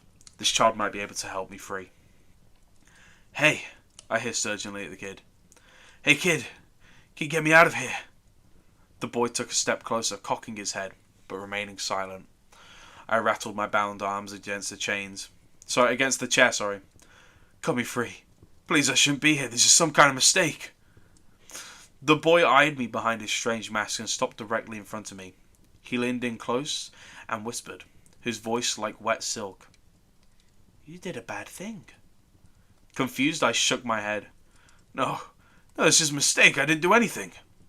The boy's enormous blue eyes suddenly filled with sadness. "Oh, you did a really, really bad thing." I shook my head violently again. Oh, I'm sorry, I don't remember. Just please get me out of this chair. Suddenly, before either of us could speak again, a man came charging into the room. He was overweight and dressed in overalls, his grizzled face twisted in seething anger. He was holding a sawed-off shotgun in his arms. Jesus Christ, he's come packing heat. Jesus. Crikey. I didn't do anything, I cried as he advanced on us, my voice cracking. I'm not supposed to be here. The big man ignored me and instead grabbed the kid and shoved him hard against the wall. The boy grunted as his back struck concrete and his eyes rose to meet the grizzled man's. Wordlessly, the man raised his shotgun, placed it against the boy's forehead, and blew his head off. Jesus Christ! What the fuck? Jesus Christ! Chunks of gore splattered the wall as shock slugged me in the stomach like an iron fist. My ears rang and time seemed to slow as I watched in horror as the headless boy crumpled to the ground. My breath rushed back into my lungs and time seemed to readjust. Jesus fucking Christ! I screamed, straining against the ropes, my eyes bulging in horrific shock. What the fuck? The man ignored my screams as he bent down and picked up the boy. He slung the ruined corpse over his shoulder and walked out of the doorway. As suddenly, the hallway erupted with malicious laughter. A chorus of voices all howling in glee. I shut my eyes, the noise deafening as absolute terror filled my every pore. After a few moments, the laughter faded, and I cautiously opened my eyes, unable to believe what I'd just witnessed. Hello? I jumped as I realized there was another man standing before me. He was dressed in simple, white button-down shirt and jeans. His brown hair was cut short and he appeared to be in his early 30s. His green eyes were dull and lifeless. His full lips pulled down at the corners. What's going on? Where am I? I cried, new fear pooling in my stomach like hot blood. The man crossed his arms. So you're the new one, huh? He shook his head. You people disgust me. Questions bubbled at my lips, but he waved them off with a sharp chop of his hand, slicing the air and demanding my silence. He ran his tongue over his teeth, sneering. You look like you've already seen some of the horrors of this place, huh? Yeah, I can tell by the look in your eyes. You're terrified. You've seen something, haven't you? Doesn't seem all that bad now, does it, looking back? You've been here 5 minutes and already you're shitting your pants. Where am I? I gasped, unable to hold back any longer. What do you people want? The man crossed his arms behind his back. I bet you want to get out of here, don't you? I bet you'd like to go back to your home, your family, everything. Please, I interrupted. Whatever I did to you, I'm sorry, I really am, but I don't remember. The man rolled his eyes. You didn't do anything to me. You did it to yourself. You really don't remember anything? I shook my head and felt tears brimming in my eyes. Liquid fear. The man looked at me with contempt. You waited until your wife left for work and then you went out to the woodshed and hung yourself. You're dead. The recent memory rose in my mind like a monster from a bog. My eyes went wide. As much as I wanted to deny it, he was right. I had killed myself. The incident tore through my brain like a bullet train and left me reeling. I'm Danny, by the way, the man said, ignoring the shocked look on my face. And I'm number 2 here. I run the orientation process. I want to make this quick because I'm tired of repeating this fucking thing to you pathetic suicidals. You got one question before I begin? He stared down at me and I scrambled to organize my thoughts into something cohesive. This was all horrifying. Why had I killed myself? I fought against the fog and panic and the mists of confusion slowly began to lift. I'd just lost my job. Yeah, that was the start. I squeezed my eyes shut and forced more of the memory to emerge. I'd lost my job and was about to lose my house. My wife, Tess, she found out and was going to leave me. I didn't have any way out. Didn't have any options. Getting fired had had come out of the blue and I didn't have much in savings. I was broke, soon to be homeless, and my wife hated me for it. There was something else. Yeah, that's right. She had been cheating on me. I had seen texts on her phone while she slept one night that confirmed my suspicion. My life had degraded to shit and I had run out of options. Humiliated and ashamed, I had decided death was my only option. Hey, fucker, do you have a question or not? Danny said, snapping his fingers in front of my face. I was sucked back into reality. And I asked the only question that mattered. Is this hell? Danny snorted. That's always what people ask.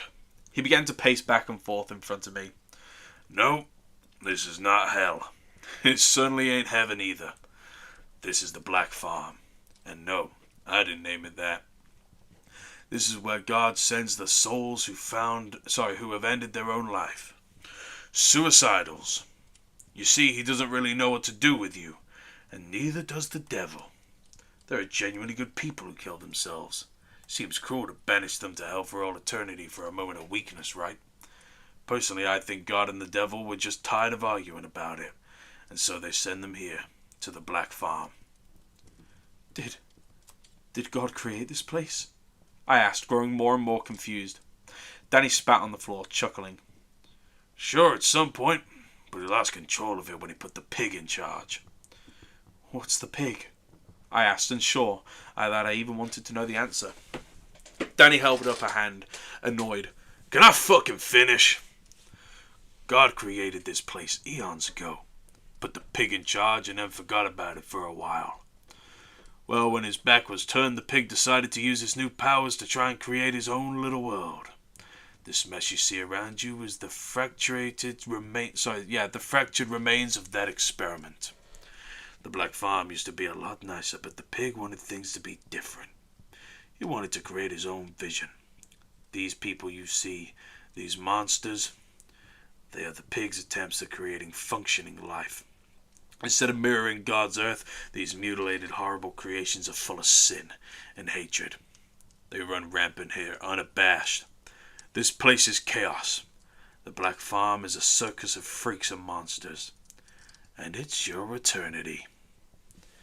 Fear boiled in my gut like thick oil.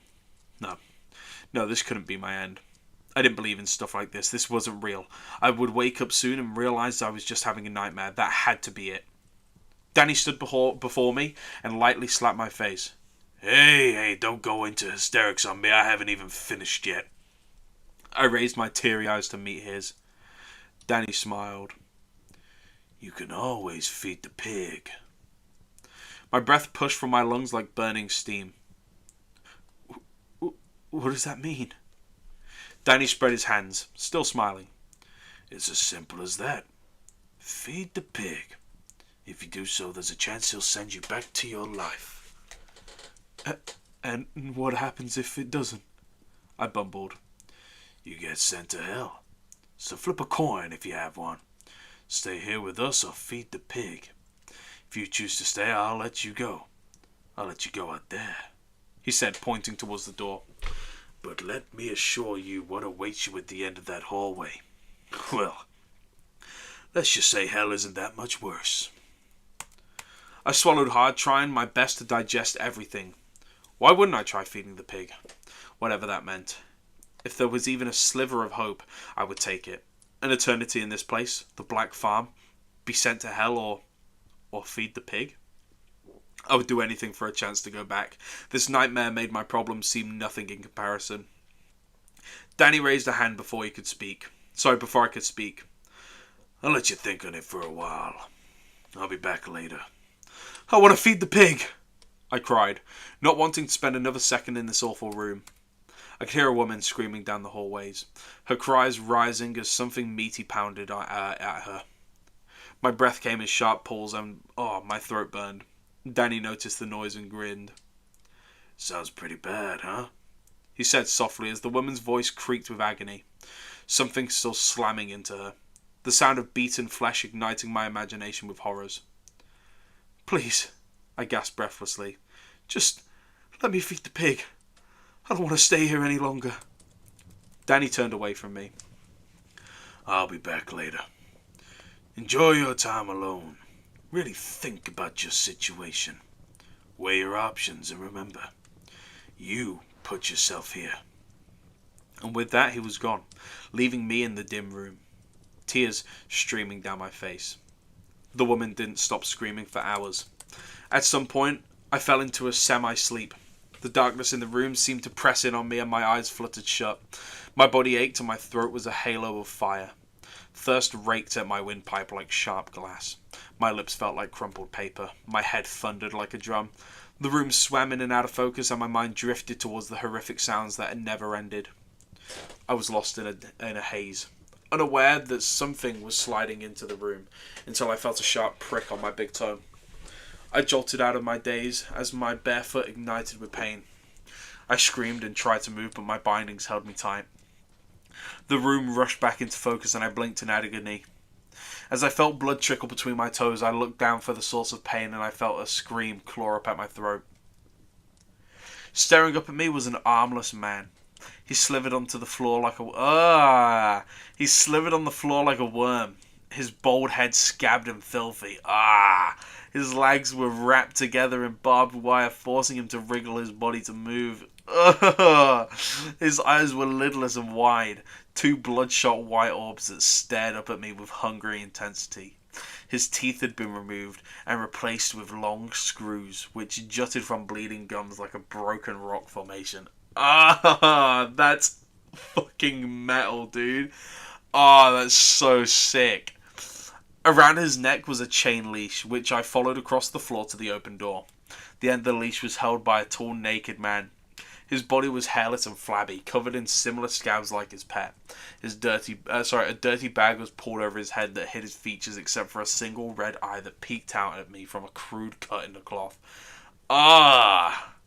That's like Outlast or some shit. This is giving me big, like, Outlast vibes.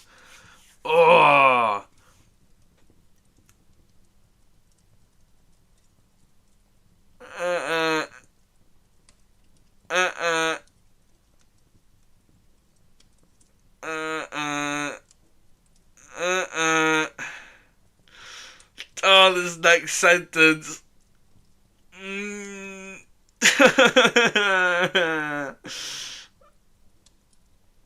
don't like this next sentence.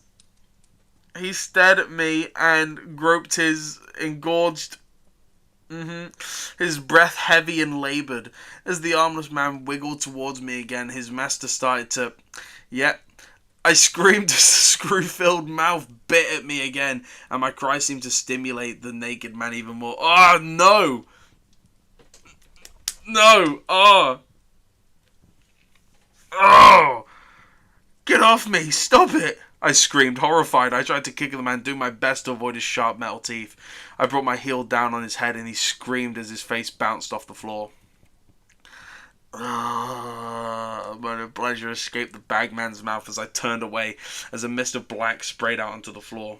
There was a rattle of chains and I turned to see the two of them leaving. The armless man dragged by his neck out of the door. I looked at where the bagman had... and saw a puddle of dead ants.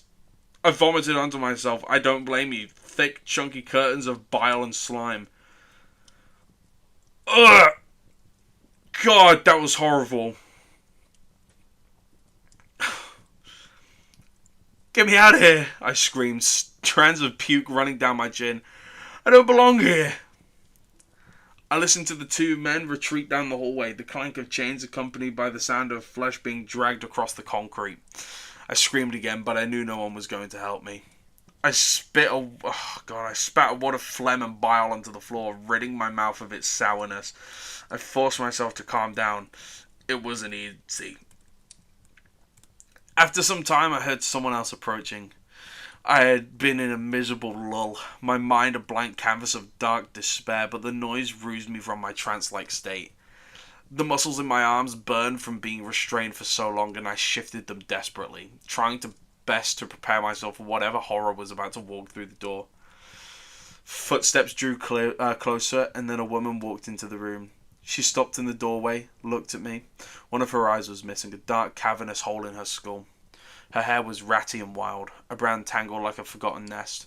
Her skin was pale and filthy, and she was dressed in rags. I couldn't tell how old she was, but there was maturity in her one good eye.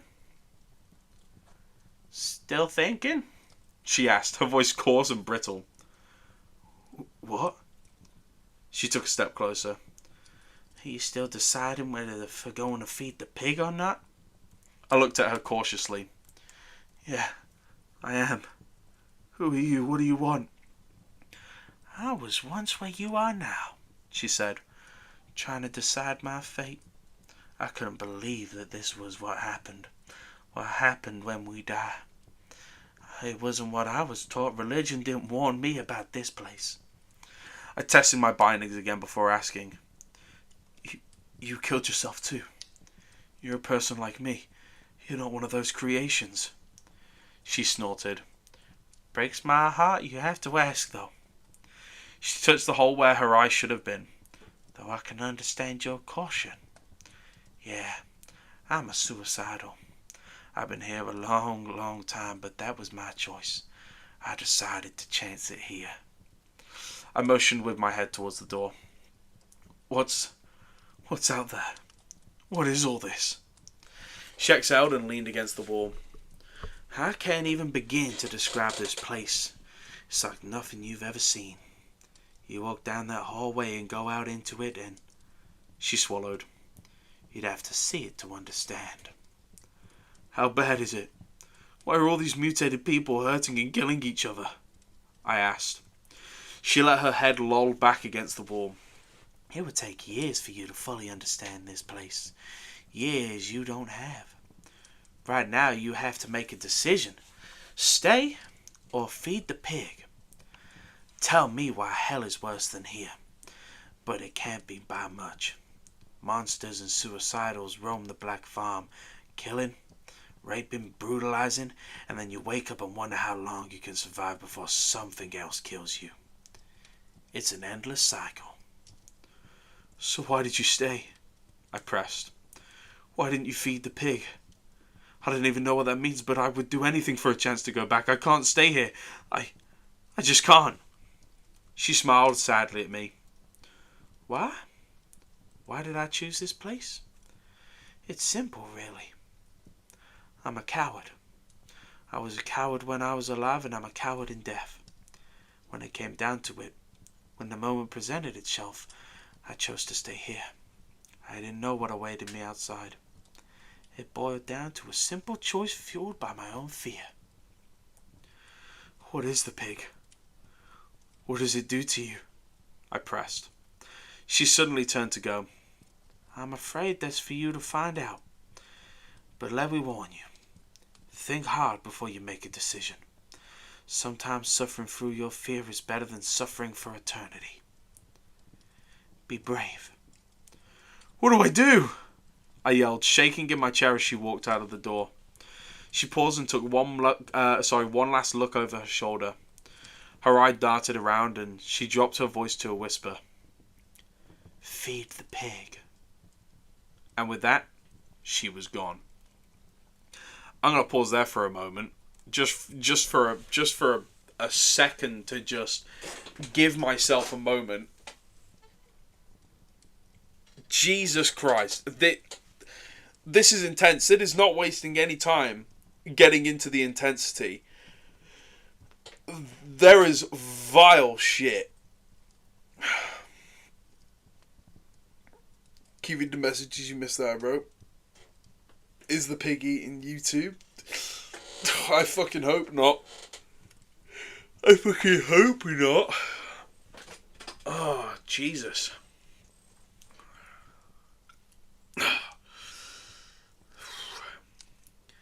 I sat in silence once again. My mind was spinning, desperately turning over my options. I still couldn't fully understand the situation I was in. It was too much, too overwhelming. The other side of death wasn't supposed to be like this. I didn't know what I had expected, but it wasn't this nightmare. Questions crashed over my mind like cold waves onto a sinking ship. How was I supposed to make a choice when I didn't even know what my actions entailed? There's another message you missed? What? What the fuck? Like, just what? Wow, rad. Is the pig eating you too? It was pretty rad. It's cool as fuck. It's a really, like, interesting concept already of, like, not even God and the devil know what to do with people who end their own lives.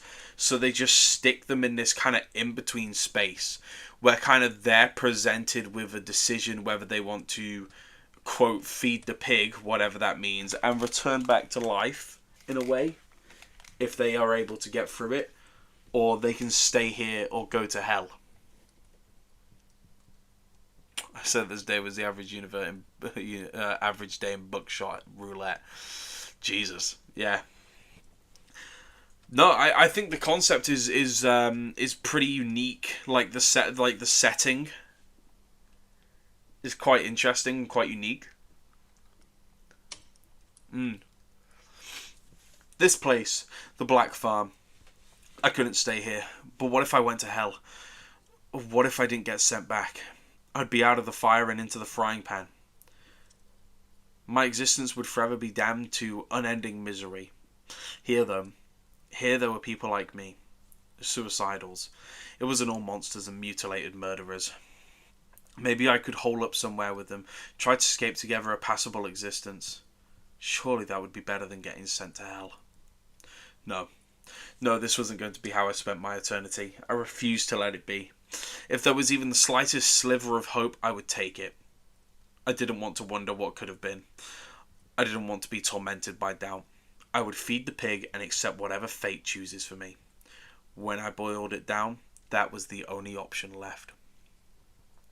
The telling tone is good, and what makes it seem unique, but it's not like really innovative completely. Yeah, I haven't. It's the setting. It's the setting that I really love. This concept of God and the devil don't know what to do with people who off themselves because some of them are genuinely good people. So they send them here. They have someone else kind of run the place, and then it became kind of God and the devil kind of just ignored it, and then the pig, whatever the pig is, took power more, and turned it into basically a second hell in a way. Very terrible place. I would feed the pig. Hey, hello? Danny, I yelled, rattling in my chair. I've made my decision. Danny! After a couple seconds, I heard footsteps echo down the hall towards me. Danny walked through the doorway, an annoyed look on his face. I've made my choice, I said. I'm going to feed the pig. Sounds like you really thought a lot about it since I left you, Danny said sarcastically. I licked my lips. You'd do the same thing if you were in my place. Danny walked behind me. I was in your place once, and I chose differently. My eyes widened, and then Danny wrapped my entire head with a strip of cloth, blinding me. I sucked in as much air as I could, but each lungful felt empty. I felt Danny cut me free from the chair, and my body sighed as my stiff muscles were released. I shrugged my shoulders as my hands were released, and I moaned with relief.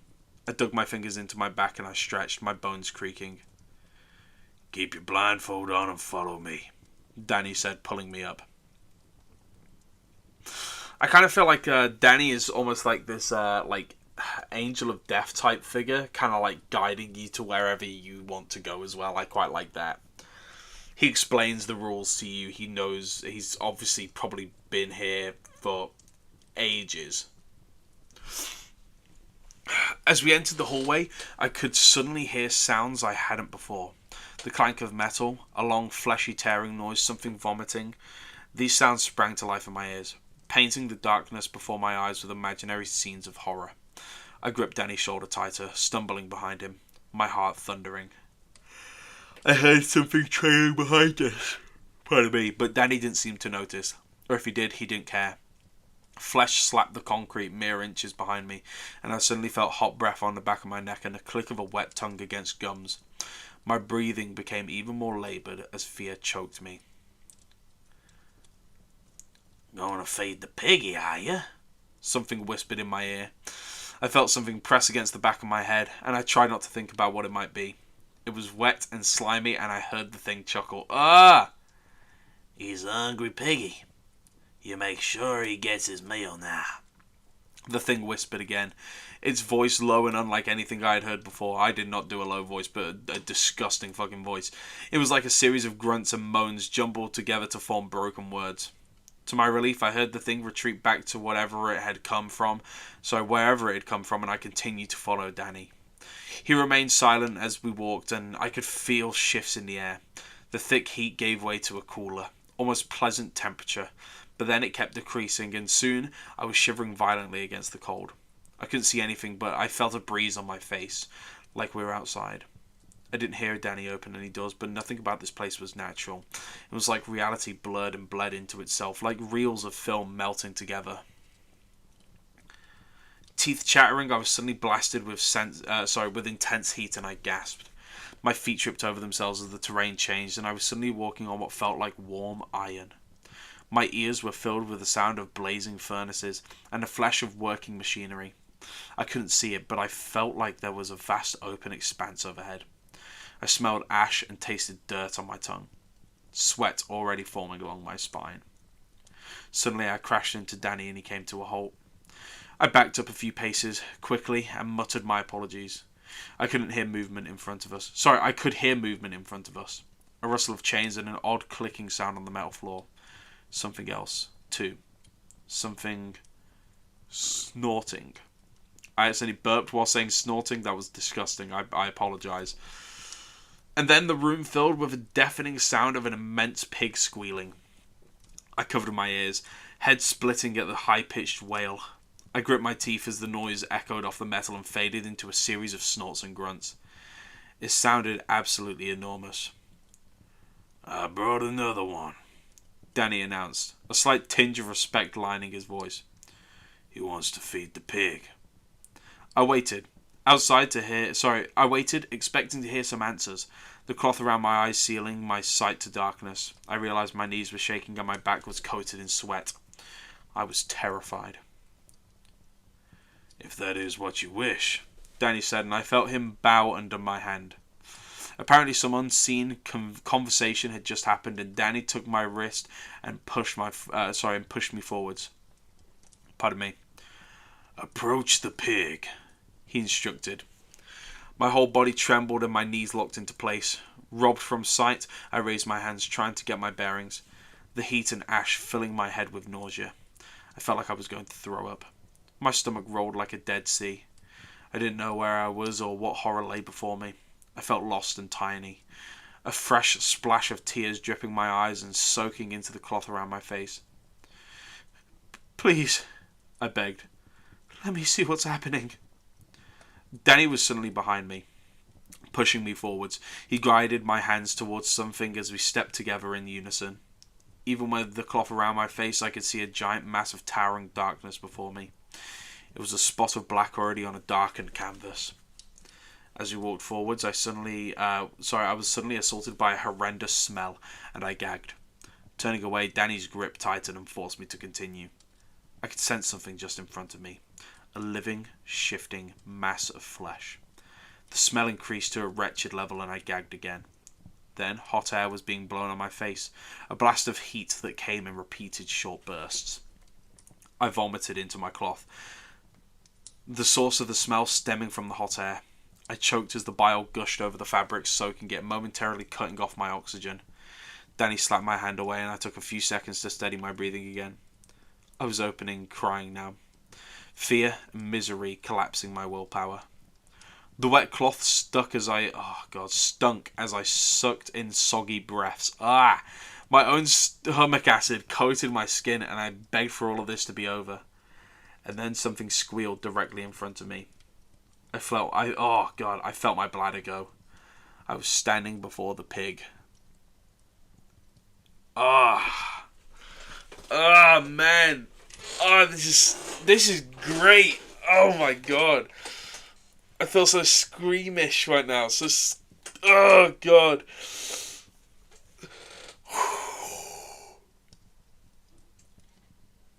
I think out of all the books we've read, I think this and being stuck in the same situation as Robert Neville from I Am Legend, these are the two worst fates from any of the books that I've read so far. This one is just plain fucking horrifying. Picturing yourself in that fucking position in this location, this horrid location, and having to do this to kind of, I guess, in a way, like, redeem yourself or to rectify a mistake or, you know, something like that, or to prove yourself worthy of kind of getting a second chance is horrifying. The only reason I say that I think the situation in the book I Am Legend for me compares to this is the isolation and loneliness of that one. Here you're surrounded by monstrosities. I guess you could say the same for an I Am Legend, but the fear and the sadness and loneliness that would perpetuate you in that would be honestly horrifying after over a couple years.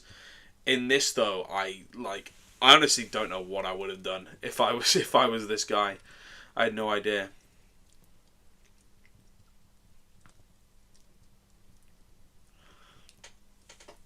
I literally didn't feel much. Alright, Billy Big Bollocks. Oh man, I'm loving this though. It was the source of darkness in my obstructed vision. A fat, titanic creature that filled my senses with every breath it blew into my face. Danny raised my hands and suddenly I was touching the pig's snout. I recoiled immediately, but Danny forced my hands back. Its fur was stiff and brittle.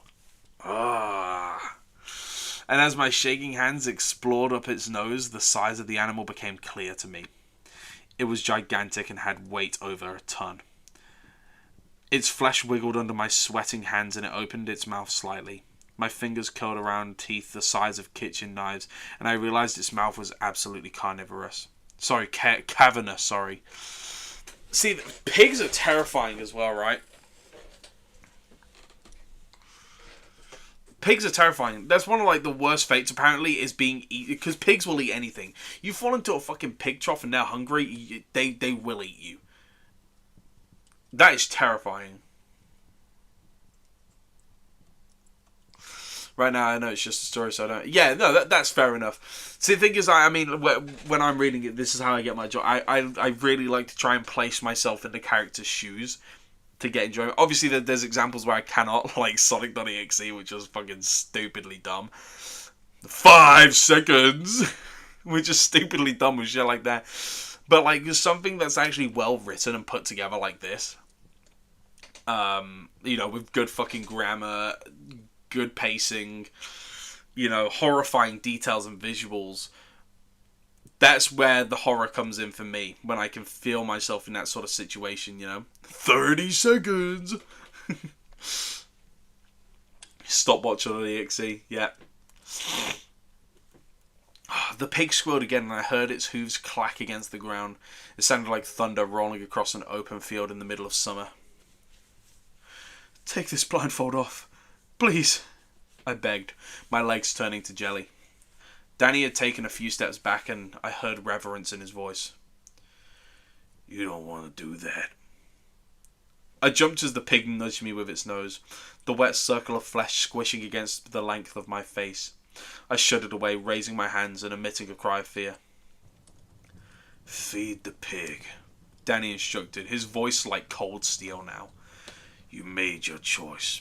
Now live with it. It's the only chance you have of going back. Or maybe the pig won't like how you taste and send you to hell. Only one way to find out. I love Danny. I love the character of Danny. I want to know more about him. My eyes widened behind a vomit-soaked cloth.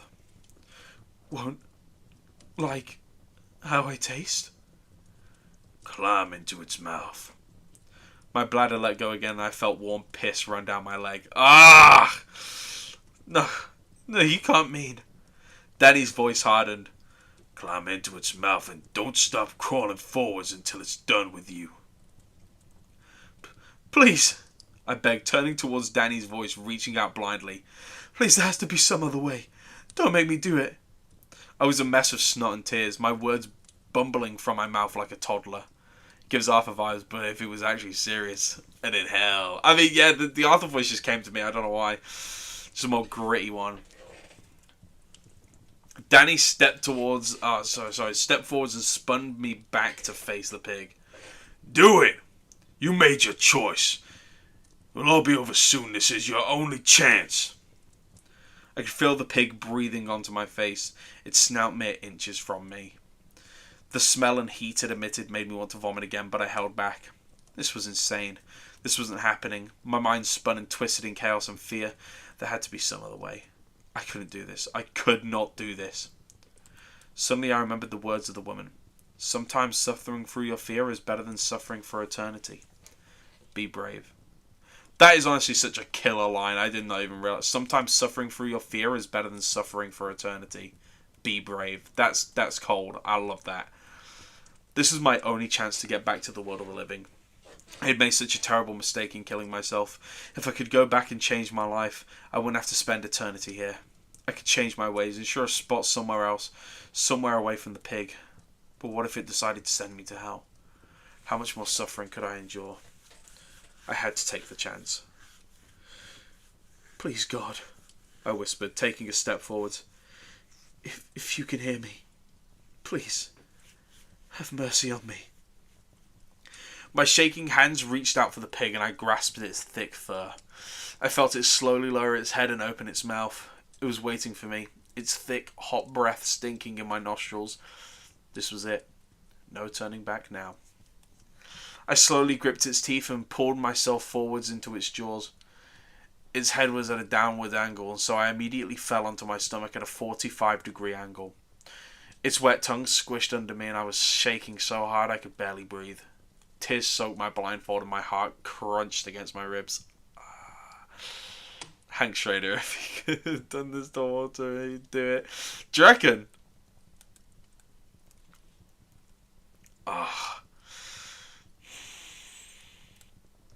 I slowly reached forwards and found another tooth to grab onto. Gritting my teeth, I pulled my body inward past my knees.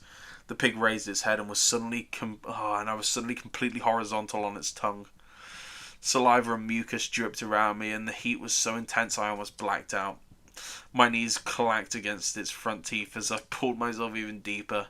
Its inner cheeks pressed in around me, squeezing my body like a soaking, fleshy coffin. Crying, terrified, I reached ahead of me and found more teeth. I pulled myself deeper into its mouth and... oh, God. And I felt my feet slide past its lips. My whole body was coated in slime, and I openly wept, grasping in the darkness for another tooth. And that's when the pig started to chew on me.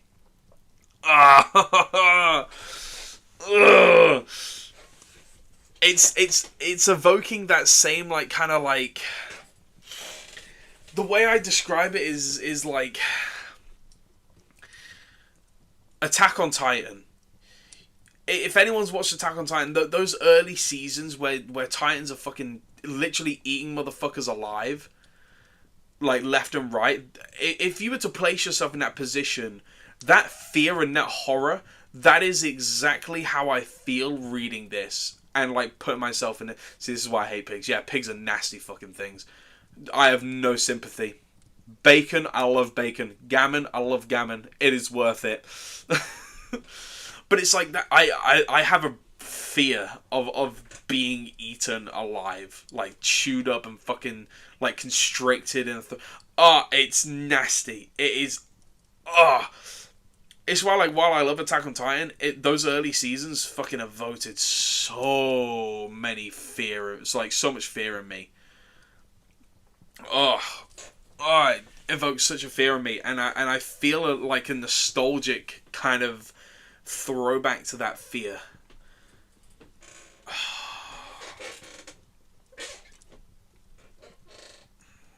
Nah, fuck pigs, they deserve it. That's... oh, God. Oh, God. I just read the next paragraph in my head. Oh, God. This is metal. This is fucking metal, dude. This is actually metal. That's a fucking squeaky chair. It is a squeaky chair. Here we go. And that's when the pig started to chew on me. I screamed in crushing agony as my body was compressed between its massive teeth. I heard my legs snap instantly and felt wet bone pop from my skin. I shook violently as my body spasmed in shock, a mangled twist of blood and pain. Ah! Grrr. Its tongue shifted me in its mouth, and I felt it bite down on my shoulder. My eyes bulged in their my eyes bulged in their sockets as it howled. A hot pillar crunching down on my collarbone. I threw up violently, unable to control myself. Ah! The pain overwhelming. Keep crawling. Screaming, bloodshot eyes rolling wildly, I reached forwards with my good arm, wetly searching for another tooth. I gripped my teeth, blood squirting between them as my fingers wrapped around something solid. The pig bit down again, its tongue twisting my body as its molars could snap down upon my knees. The pain brought darkness, but my howling screams forced my eyes to remain open. I'm not actually screaming this, but Jesus, make it stop, I bellowed, my trembling hand still gripping the tooth ahead of me. Please make it fucking stop. Oh my god. I ground my teeth together so hard they cracked, screaming as I slowly pulled my body deeper into the mouth. Something was changing. The tight walls of its throat squeezed my head, and I realized I was almost through. Come on, you motherfucker, come on! I begged, vocal cords cracking. I reached ahead of me, grabbed onto another thick wad of flesh. My head felt like it was splitting, and the pig bit down on me again. I gasped, blood exploding from my mouth in a great gush of red. It had pierced through my stomach, obliterating my insides like bloated noodles. Darkness rushed in on me, and I was in too much shock to even scream. With the last of my strength, right as the blackness took me, I pulled myself forwards one last time and felt myself slide down its throat. Oh,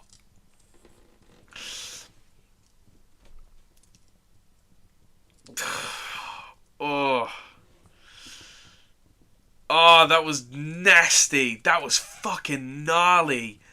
Oh my god. It was the fucking... I heard my leg snap instantly and felt wet bone pop from my skin. Like not from the sockets, from the skin. Oh, Jesus.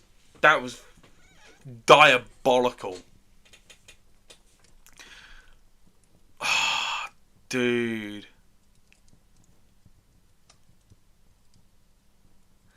I wish we had explored more in this place, like the hot and cold areas. I mean, apparently there's a series, so there's more to this that I don't think isn't just Feed the Pig. It's called The Black Farm or something like that. So if you want to check it out, go for it. I might just after this, because this has actually just got me fucking hooked. So apparently there is more. Darkness, falling, screaming. I was screaming. Heat, so intense I thought I could melt. Clanging, something was hammering on a metal. Colours and images flew past me so quickly I could only make out their shapes. Blood poured into my eyes. I felt like I would keep falling forever. Suddenly my eyes snapped open and I was falling, my breath rushing back into my lungs in a great wave of purity. My face bounced off of wood floor and I cried out as I felt my nose break. I tasted blood and saw stars. I'd stopped falling. There was a ring of burning fire around my throat and I felt impossibly thirsty. I was lying on the floor. I slowly opened my eyes and the darkness began to fade like morning mist under a hot sun. Colours blended together and shapes came into focus. I was in my woodshed. He made it!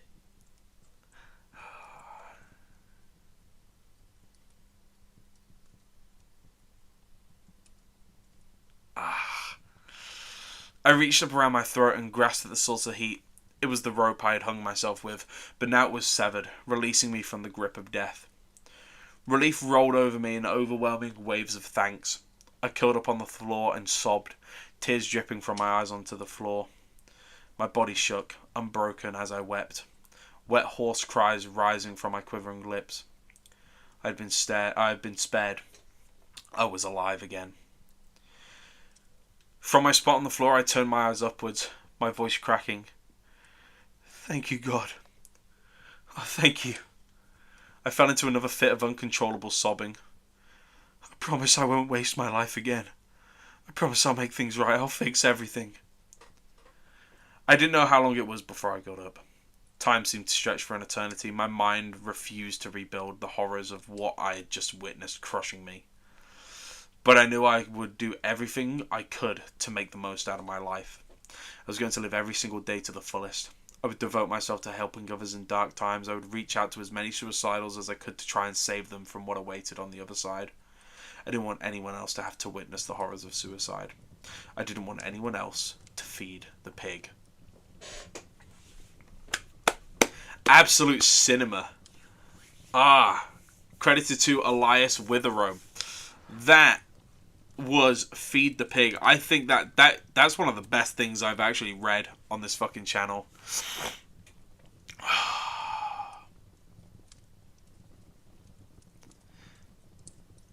I think the pig enjoyed you is actually just you making it past the mouth. Maybe. Yeah, well, yeah, that's what it is. Once you make it through there. Does he not get Men in Black to forget all this? Jesus Christ. Hey, I mean, if the Men in Black were real in this universe, they'd really come in handy with that. That description of, like, the chewing and his body being crushed between the teeth was, tingled my brain in all the right ways in terms of horror. That exactly the fucking peak writing that I was expecting from this. It was awesome. I'm really interested in the character of Danny, though. There is definitely more to him, and I want to know what it is.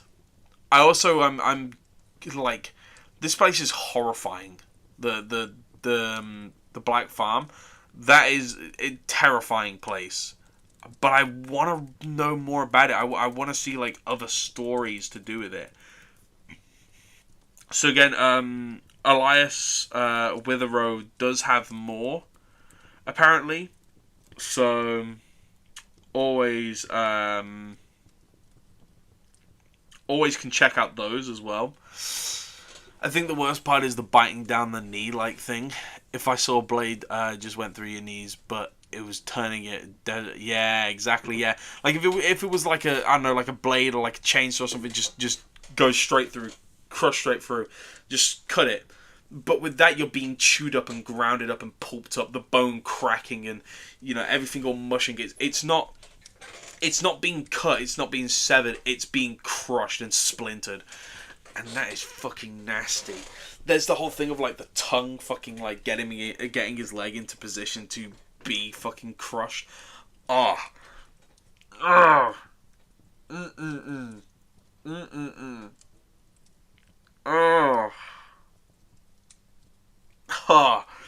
that was fucking gnarly, dude. That was, I tingled my brain in all the right fucking ways. That shit was metal as hell, dude. That shit was metal as fuck.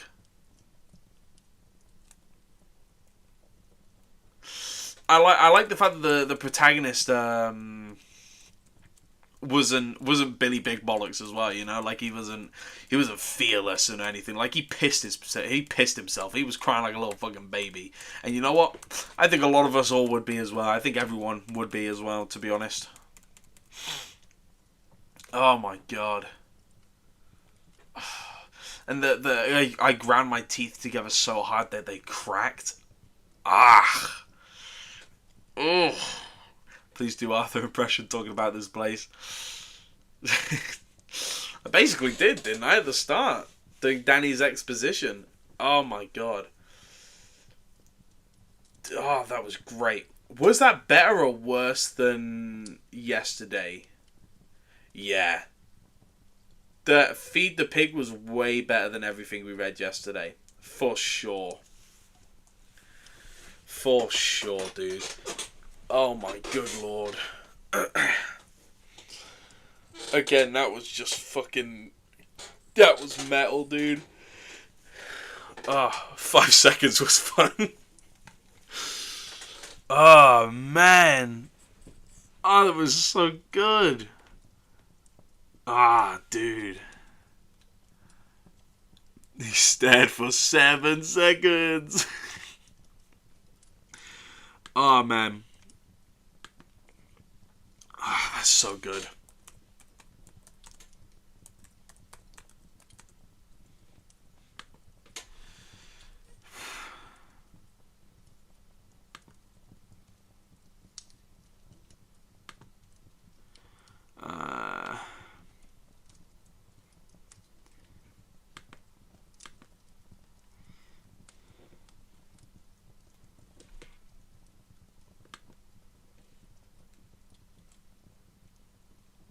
Okay. So, the guy laughing with the yellow hair in the background is just laughing at sonic.exe, I guess. Yeah. Oh, God. Hey, that guy with the yellow hair, that's me, dude. That's me. That's me, broski. Actually, two of them are me, technically.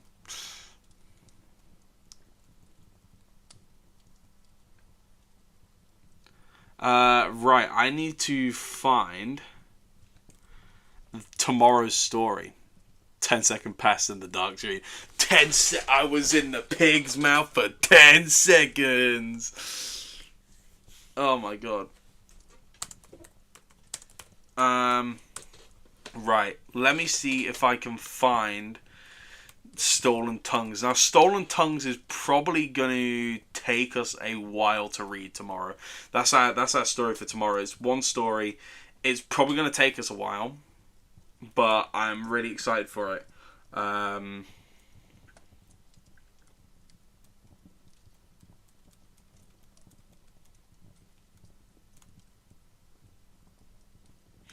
But I want to find the original story. I want to find the original story. My Romantic Cabin Getaway is apparently the original post name. Now a novel called Stolen Tongues, and is apparently being adapted into film. Oh, that's nice. Did that ever get off? That was 8 years ago that was announced. Was it ever announced into a film?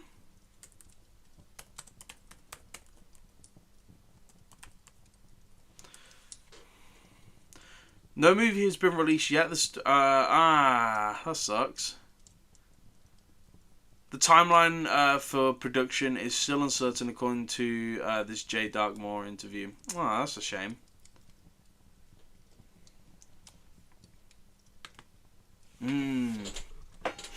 Imagine before the pig swallowed him, you just go like, he got stuck like, oh my god. That's nasty, but that would have been fucking, dude, you see what I mean? There's like so much potential for it. It's so good. It's so good. Oh my god.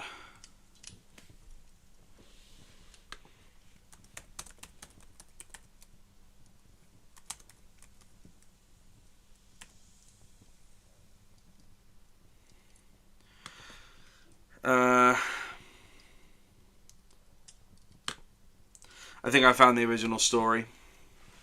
I think I found it. Okay, so is there 16 chapters of this? Oh my god. Are we gonna be reading this all in one go?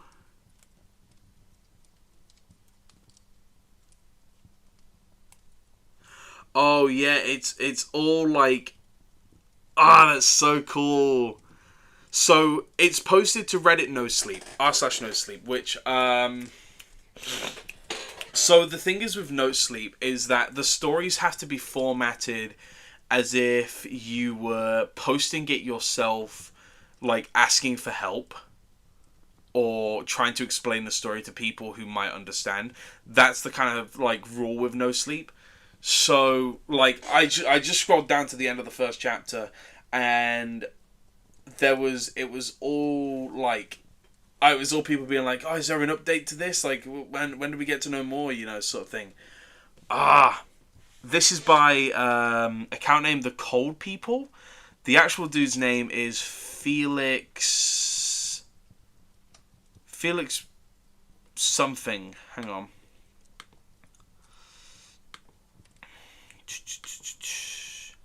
Felix Blackwell. Felix Blackwell. Stolen Tongues by Felix Blackwell. That is what we'll be reading tomorrow. There are 16 chapters of it. We are going to try and go through the whole thing. It won't be tomorrow. It'll be Thursday, actually. Sorry. So tomorrow I've got a D&D game. Thursday is when we'll be reading this thing. And then Friday is when it's going to get good. Actually, to be honest, I might... If we don't get through all of this tomorrow, what I might do is I'll save the second half for Friday. And because we'll have our little guest appearance on Friday, I'll finish the story with my guest appearance on Friday. And we'll also read our main story for that day, Jeff the Killer, which is going to be good. So we'll see about that. Minecraft? The Minecraft server should be up at the end of this week, so probably on the Friday as well. So Friday's a big day. Which Friday is also the last Halloween stream, sadly. I mined for 3 seconds! Oh, cool. Who's the guest? Well, I can't tell you now. That's a spoiler. I can't tell you. It's a spoiler, dude. I mined the pig's mouth. I fed the pig a carrot for 3 seconds. You can't see it, but like whenever I do the 3 seconds, I hold up 3 fingers to the microphone, like you guys can fucking see it or some shit. Oh my god. You need to get a PS5 so we can do a 4-man Phasmo game. Absolutely, yes. Yes, absolutely. Definitely need to get on that. So, I want to play Phasmo again. It was very fun. I like getting bullied for being a little bit of a pussy on Phasmo. I'm not a masochist. I am a masochist. That was fun, though. I'm quite glad we ended on that. Because I don't feel like it was a bummer ending. I think it was like a that was fucking metal type of ending. Especially with the dino. Oh, that's the map that they're coming out with? That's awesome, dude. Fucking love that. That was so good. What's Phasmophobia? Ghost hunting game. It's great. It's fantastic. It's gold. There's a couple of VODs on the channel of playing Phasmo with Ty, Bastion Curves. So, oh my god. Jesus Christ. So we read one story that was kind of shit, which was A Close Encounter with the Telltale. I feel like that was funny until the end when it just like was... I think it was ridiculous. Like... It wasn't boring, but it was just stupidly dumb, which is why it was funny. Until that end. The end was just, like, out of nowhere, like, well, it wasn't out of nowhere, but, like, just, like, way too fast. Sonic.exe was peak, but it was peak because it was fucking stupidly funny. And Feed the Pig was amazing. Amazing. Feed the Pig, I have no regrets reading that. That was awesome. Rewind last night. No.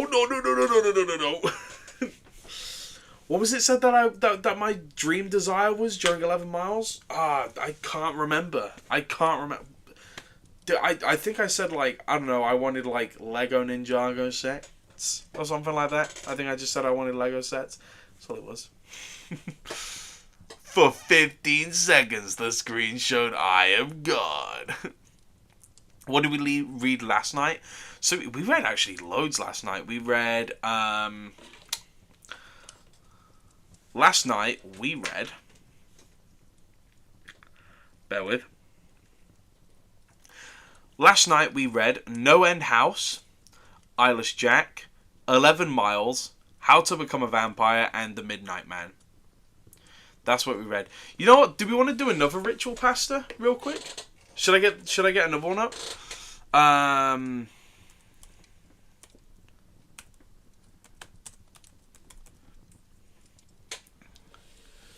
Should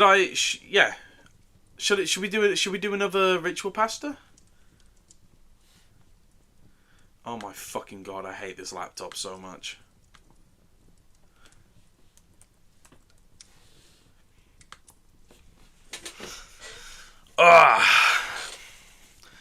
These woodlands make me like have that much fun. I guess today was much bigger, even though I wasn't in yet. No, yeah, this is way better. This was a really fun one today.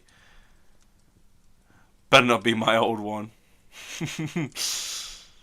By the way, I type with voice to make it faster, but it sometimes types very weird things. No, that's okay. That's fine. That makes a lot of sense, actually.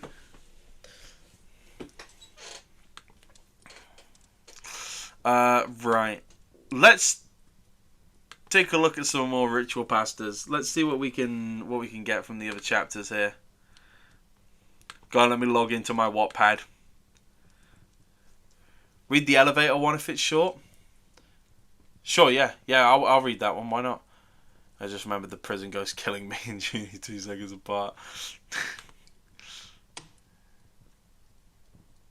A small creepy pasty. Just a little itty bitty creepy pasty. Trying to log in with my Google, it's not. Go on. Do it. Oh my god. Just not fucking doing it. Get off my screen. Oh my good god. Log in with Google.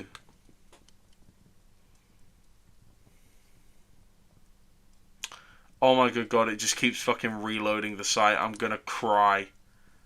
There, oh, I just refreshed the page, it worked. Right, what do we got? The elevator game? Or the elevator ritual? Yeah, sure. Let's go that one. Oh, you'll like this one, Ginny Ginny. It's from a Korean website. Okay, we'll read this one to end things off. Why not? Okay.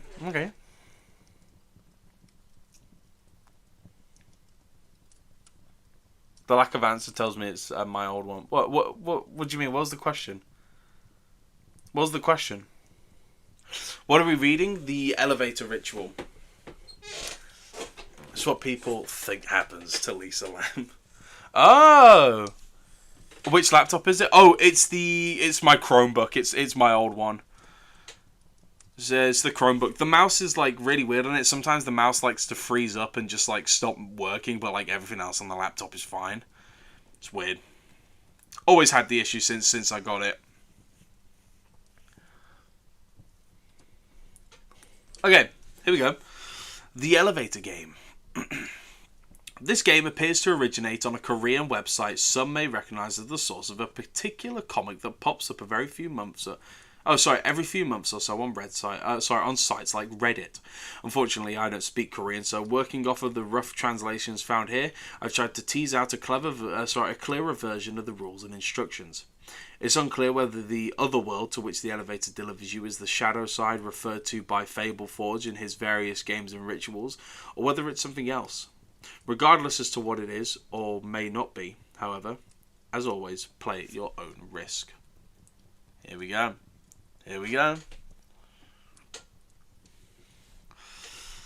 Players. 1 principle. Requirements. 1 building, at least 10-story high with an elevator. All 3 of these conditions must be met in order for the game to proceed. Instructions. Venturing out. Enter your chosen building and get into the elevator on the first floor alone. Do not proceed if anyone else is in the elevator with you. Press the button for the 4th floor. When the elevator reaches the 4th floor, do not get out. Instead, remain in the elevator and press the button for the 2nd floor.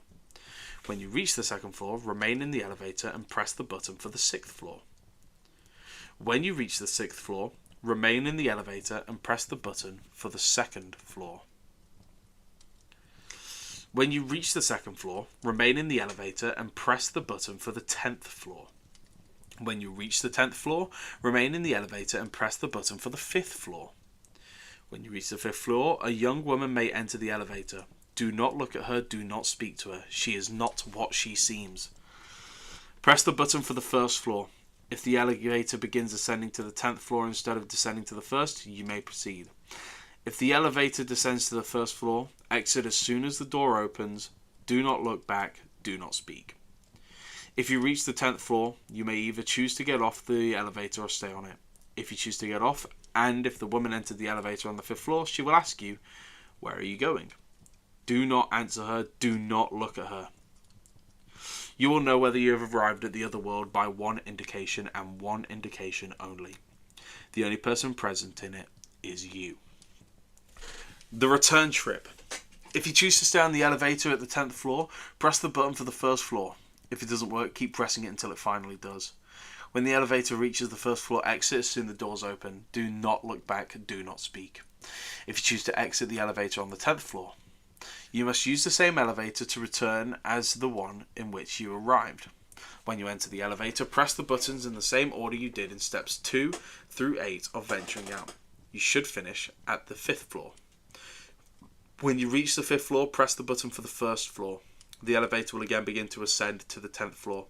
Press any other floor's button to cancel the ascension. You must press the button you used to cancel the ascension before you reach the 10th floor. After you reach the first floor, check your surroundings carefully. If anything seems off, even the slightest detail, do not exit the elevator. If you detect something wrong, repeat step 2 until your surroundings look as they should. Once you are confident you have returned to your own world, you may safely exit the elevator. Additional notes. Should you reach the other world, the floor on which you will emerge will look almost identical to the one from your own world, save for 2 things. The lights will all be off, and the only thing you will be able to see from the windows is a red cross in the distance. Some say that electronic devices, mobile phones, cameras, MP3 players, etc. don't work in the other world. Others say they do. Getting back to your own world may be more difficult than it seems. You may become disorientated and forget which elevator in which you arrived. The elevator may seem to get further and further away from you as you walk towards, and so on. Be vigilant and keep your wits about you. If at any point during the ritual you faint, pass out, or otherwise lose consciousness, you will likely wake up in your own home. However, be sure to carefully examine your surroundings upon waking the home to which you have been returned may not be the one you left when you first set out to attempt this ritual. Concerning the woman on the 5th floor, do not speak to her, do not look at her. If you do, she may decide to keep you for her own. Depends on what you believe happened to Eliza Lamb. I feel like that's the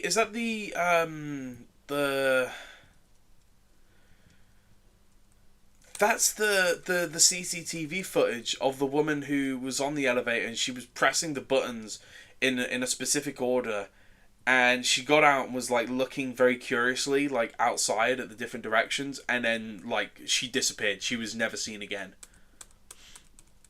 I'm thinking of the right thing, right? I'm going to see if I can find the video quickly. Eliza Lamb story.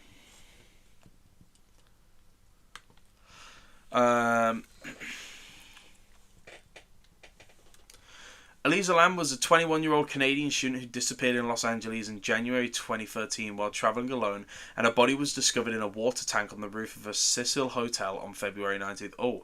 After guests complained about low water pressure and odd taste, a maintenance worker found her naked body with her clothes and personal belongings floating nearby. Her death was ruled as accident, drowning with bipolar disorder, and possible improper medication used cited as significant factors in her behaviour captured on hotel surveillance footage. Lamb was last seen in the hotel surveillance footage in an elevator acting erratically. Her body was found 19 days after she left residence. 19 days later after residents complained about the water. Surveillance video. The video, which went viral, shows Lamb pressing multiple elevator buttons, appearing to speak to someone unseen and hiding in the elevator. Yeah, like appearing to speak to someone unseen as well. Official findings. The coroner report determined the cause of death was accidental drowning. It also noted that Lamb had a history of bipolar disorder and depression, and toxicology report suggested she may not have been taking her prescribed medications properly, which could explain her behaviour in the video. Controversy and theories. The mysterious circumstances led to widespread speculation and conspiracy theories despite the official ruling. The hotel's history with other deaths and serial killers also fueled these theories. What's the hotel's history? Which hotel was it? The Cecil Hotel. Cecil Hotel story.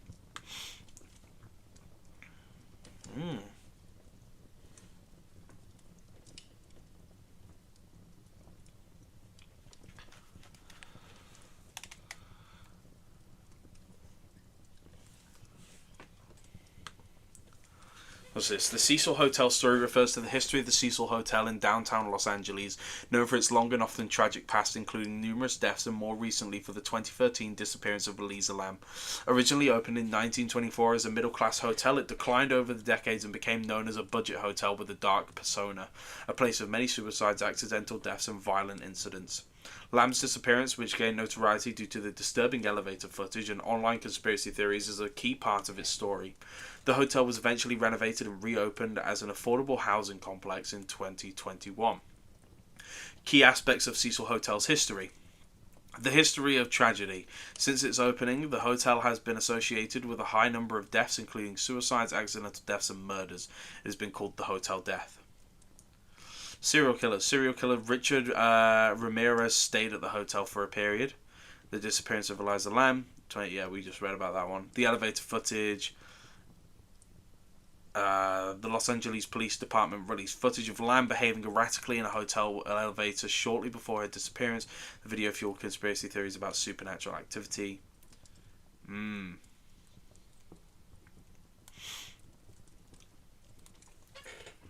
Damn. Yeah, that's crazy, dude. Fun fact, American Horror Story Hotel was based off the Cecil. Oh, that's cool. Ah, nice. To be fair, they do take like little bits of history though, don't they? In American Horror Story, I know obviously it's a fictional show, but they do take small bits of history, don't they? And like kind of twist that to make it a more like dramatized horror version. The hotel was there for 30 years and 30 seconds. Yeah, man. I want to see the CCTV footage. No, not film. CCTV footage. James Marks was based off of H.H. Holmes, a famous serial killer there. Oh, here we go. I think I found the video. I can't screen share it, but...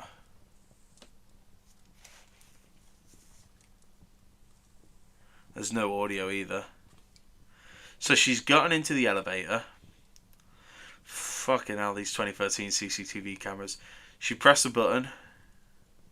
Did she press a couple of buttons? Oh, she's pressed quite a few buttons, actually. Oh, to like get it to go to the specific floors in an order.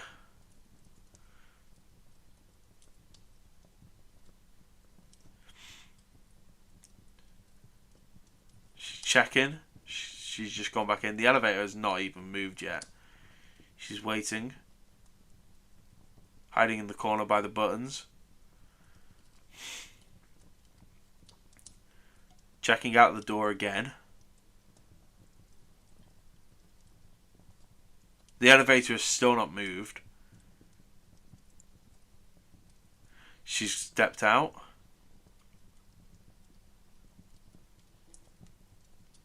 Quite energetically. She's gone back in the elevator now. Stepped out again. Moved off camera.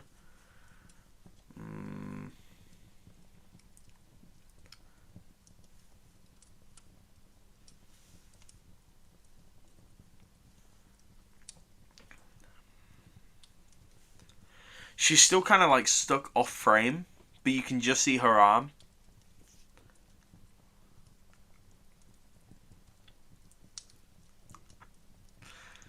She's moving back into the elevator. Help this white guy curiosity.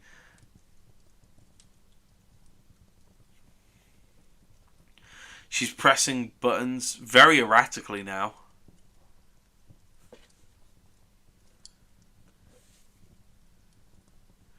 As she stepped out.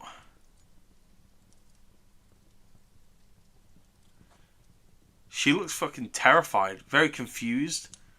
She's like feeling around with her arms like she's blind or something. What the fuck?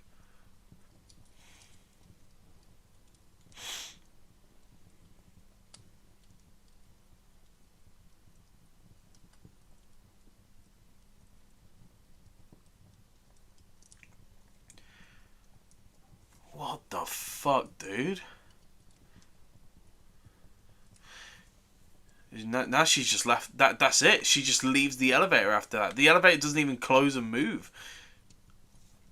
What the fuck? Oh my god. That's disturbing. What the fuck, dude? That's creepy as shit.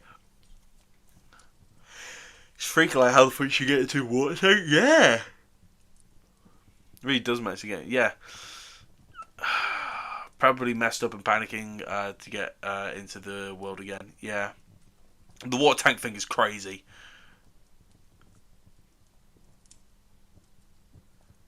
It kind of feels like, you know what it kind of reminds me of? It feels like it links to a little bit. It kind of reminds me of, it kind of reminds me of like the Backrooms sort of way, like the way it was described, where it's like just the lights are off, there is no one there but you. Kind of reminds me of the Backrooms in a way, where it would feel very liminal to have an experience like that and look out of a window and all you see is a red cross, like in the distance. It feels very like liminal, you know, like the result of it. This other world feels very liminal. Do you think that could have inspired, like the elevator game could have inspired something like the Backrooms in a way? Feed the Pig was a very populated Backrooms. Very populated, yeah. Yeah, that... Oh, man. That CCTV footage was fucking horrifying. It was very possible for her to have been having a manic bipolar episode, but things just don't make sense. Yeah, it did seem like it, like, especially towards the end of the CCTV clip, when she's standing outside the elevator and she's making very, like, erratic hand gestures, like, where she's looking like she's kind of feeling around, like, maybe things, like, might seem further away than they do, and she's, like, holding out her hand to try and grab it, or, like, see how far away it is, and then, like, she kind of, like, makes, like, weird kind of, I mean, for lack of a better comparison, almost like fucking, like, Naruto-esque kind of like hand symbols in a way. Not really symbols, but like anxiously like fiddling with her hands a bit, and then almost like a praying thing as well. Like her hands are clasped together, like praying in a way. Really weird. And the bit where she was like hiding in the elevator as well, where she's in one corner, scoots around against the wall to move towards the buttons, and kind of stays there.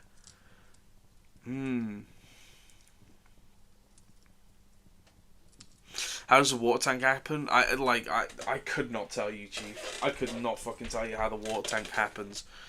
Oh my god.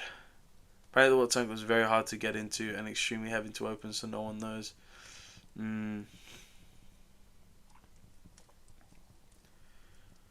Really weird. Man, we're getting spooky up in here for Halloweenies. My god. This has been a good fucking, like, stream. This has been a great stream. Very spooky. We got all the different kinds of spooks in here. We got the... We got the funky spooks. We got the silly spooks. We got the serious spooks. And now we got the real spooks, you know? And the door up to the roof was locked and alarmed. Yeah, so, like, how would that, like, not have triggered anything? I couldn't... Oh, my God. Yeah, that's so weird.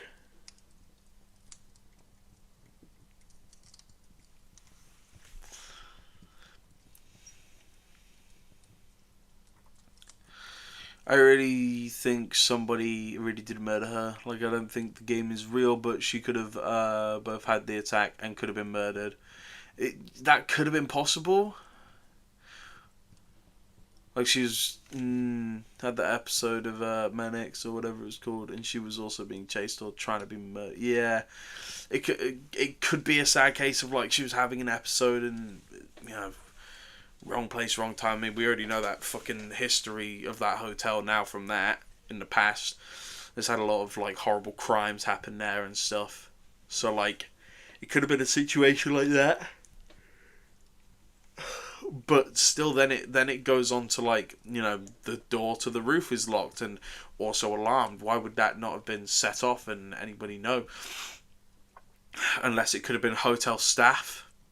You never know.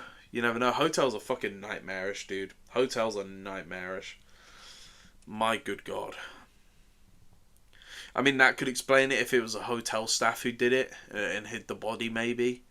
Because they would obviously probably have clearance, or, you know, if they're high enough level of clearance, they'd have the keys to get up to the roof door and, you know, disable the alarm and stuff. And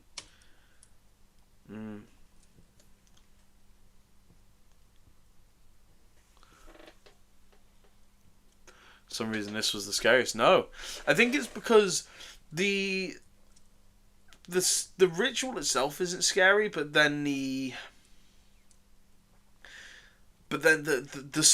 real life story that kind of links to it is terrifying. You know, it's kind of like it's kind of like, not exactly like it, but it's like the Slender Man stabbing, or the one kid, I forgot his name, who became so attached to the character of Jeff the Killer that he kind of like he ended up murdering his stepmother. He like stabbed her like 73 times or some shit like that. It's kind of like that, where like there's like real world implications that are linked to these like stories in a way. One theory was a mob hit, but nothing else makes sense with the alarm, and it was the staff where if it was the staff why the water tank. Well, because the water tank guy, like, people wouldn't really think, unless it's like a dumbass staff member who's like, oh yeah, the water tank will be fine, and the fucking body's just left there rotting for 19 days, and then obviously the water goes fucking bad and contaminated. Like, yeah, you fucking dumbass. The mob hit one doesn't really make sense. I mean, why this just random 20-year-old student? But then again, we don't know her history. We don't know her past. Stories are always scariest when they sort of link back into real life in a way, you know? Very spooky. Spooktastic, one could say. Oh, man. Alright. Okay. Tell you what, good fucking stream, 3 hours. This has been a good one, guys. Oh, man. Yeah. Well, with that, I think I'm going to end it there for tonight. So there won't be a stream tomorrow, I don't think. If there is, then yippee, but there probably won't be. So it'll be Thursday, I'll be back. Squeak, squeak, squeak, I know, my chair's very squeaky. So there might be a stream on Thursday. I don't know yet. There will definitely be one on Friday. I can assure you of that now. Saturday, don't know. Sunday. Oh yeah, Saturday. Yeah, there probably will be. Probably. Saturday we'll be starting. Yeah, Saturday we'll be starting Harry Potter and the Halfway Prince and the Half-Blood Prince. So that'll be fun. Fella needs one for Christmas. I do. Get me a nice gaming chair. Go on, get me the limited edition Witcher 3 gaming chair. Great Christmas gift. Or get me a PS5, then we can play Phasmo. Ask Nan Lols, she will. Probably, yeah. Well, maybe not that one. But yeah, thank you guys so much for joining in tonight. This has been a really fun stream. Really fun, very entertaining, kind of educational towards the end as well. Bit of like history and stuff. And yeah, thank you so much for joining, everyone. Like, subscribe, and the last 30 seconds of the stream was fun. Yeah, like, subscribe. Don't hit the notification bell. That's just cringe. Join the Discord. Link is in the description. And I will see you guys Thursday. Bye bye. Good night. Oh, I was trying to fart, but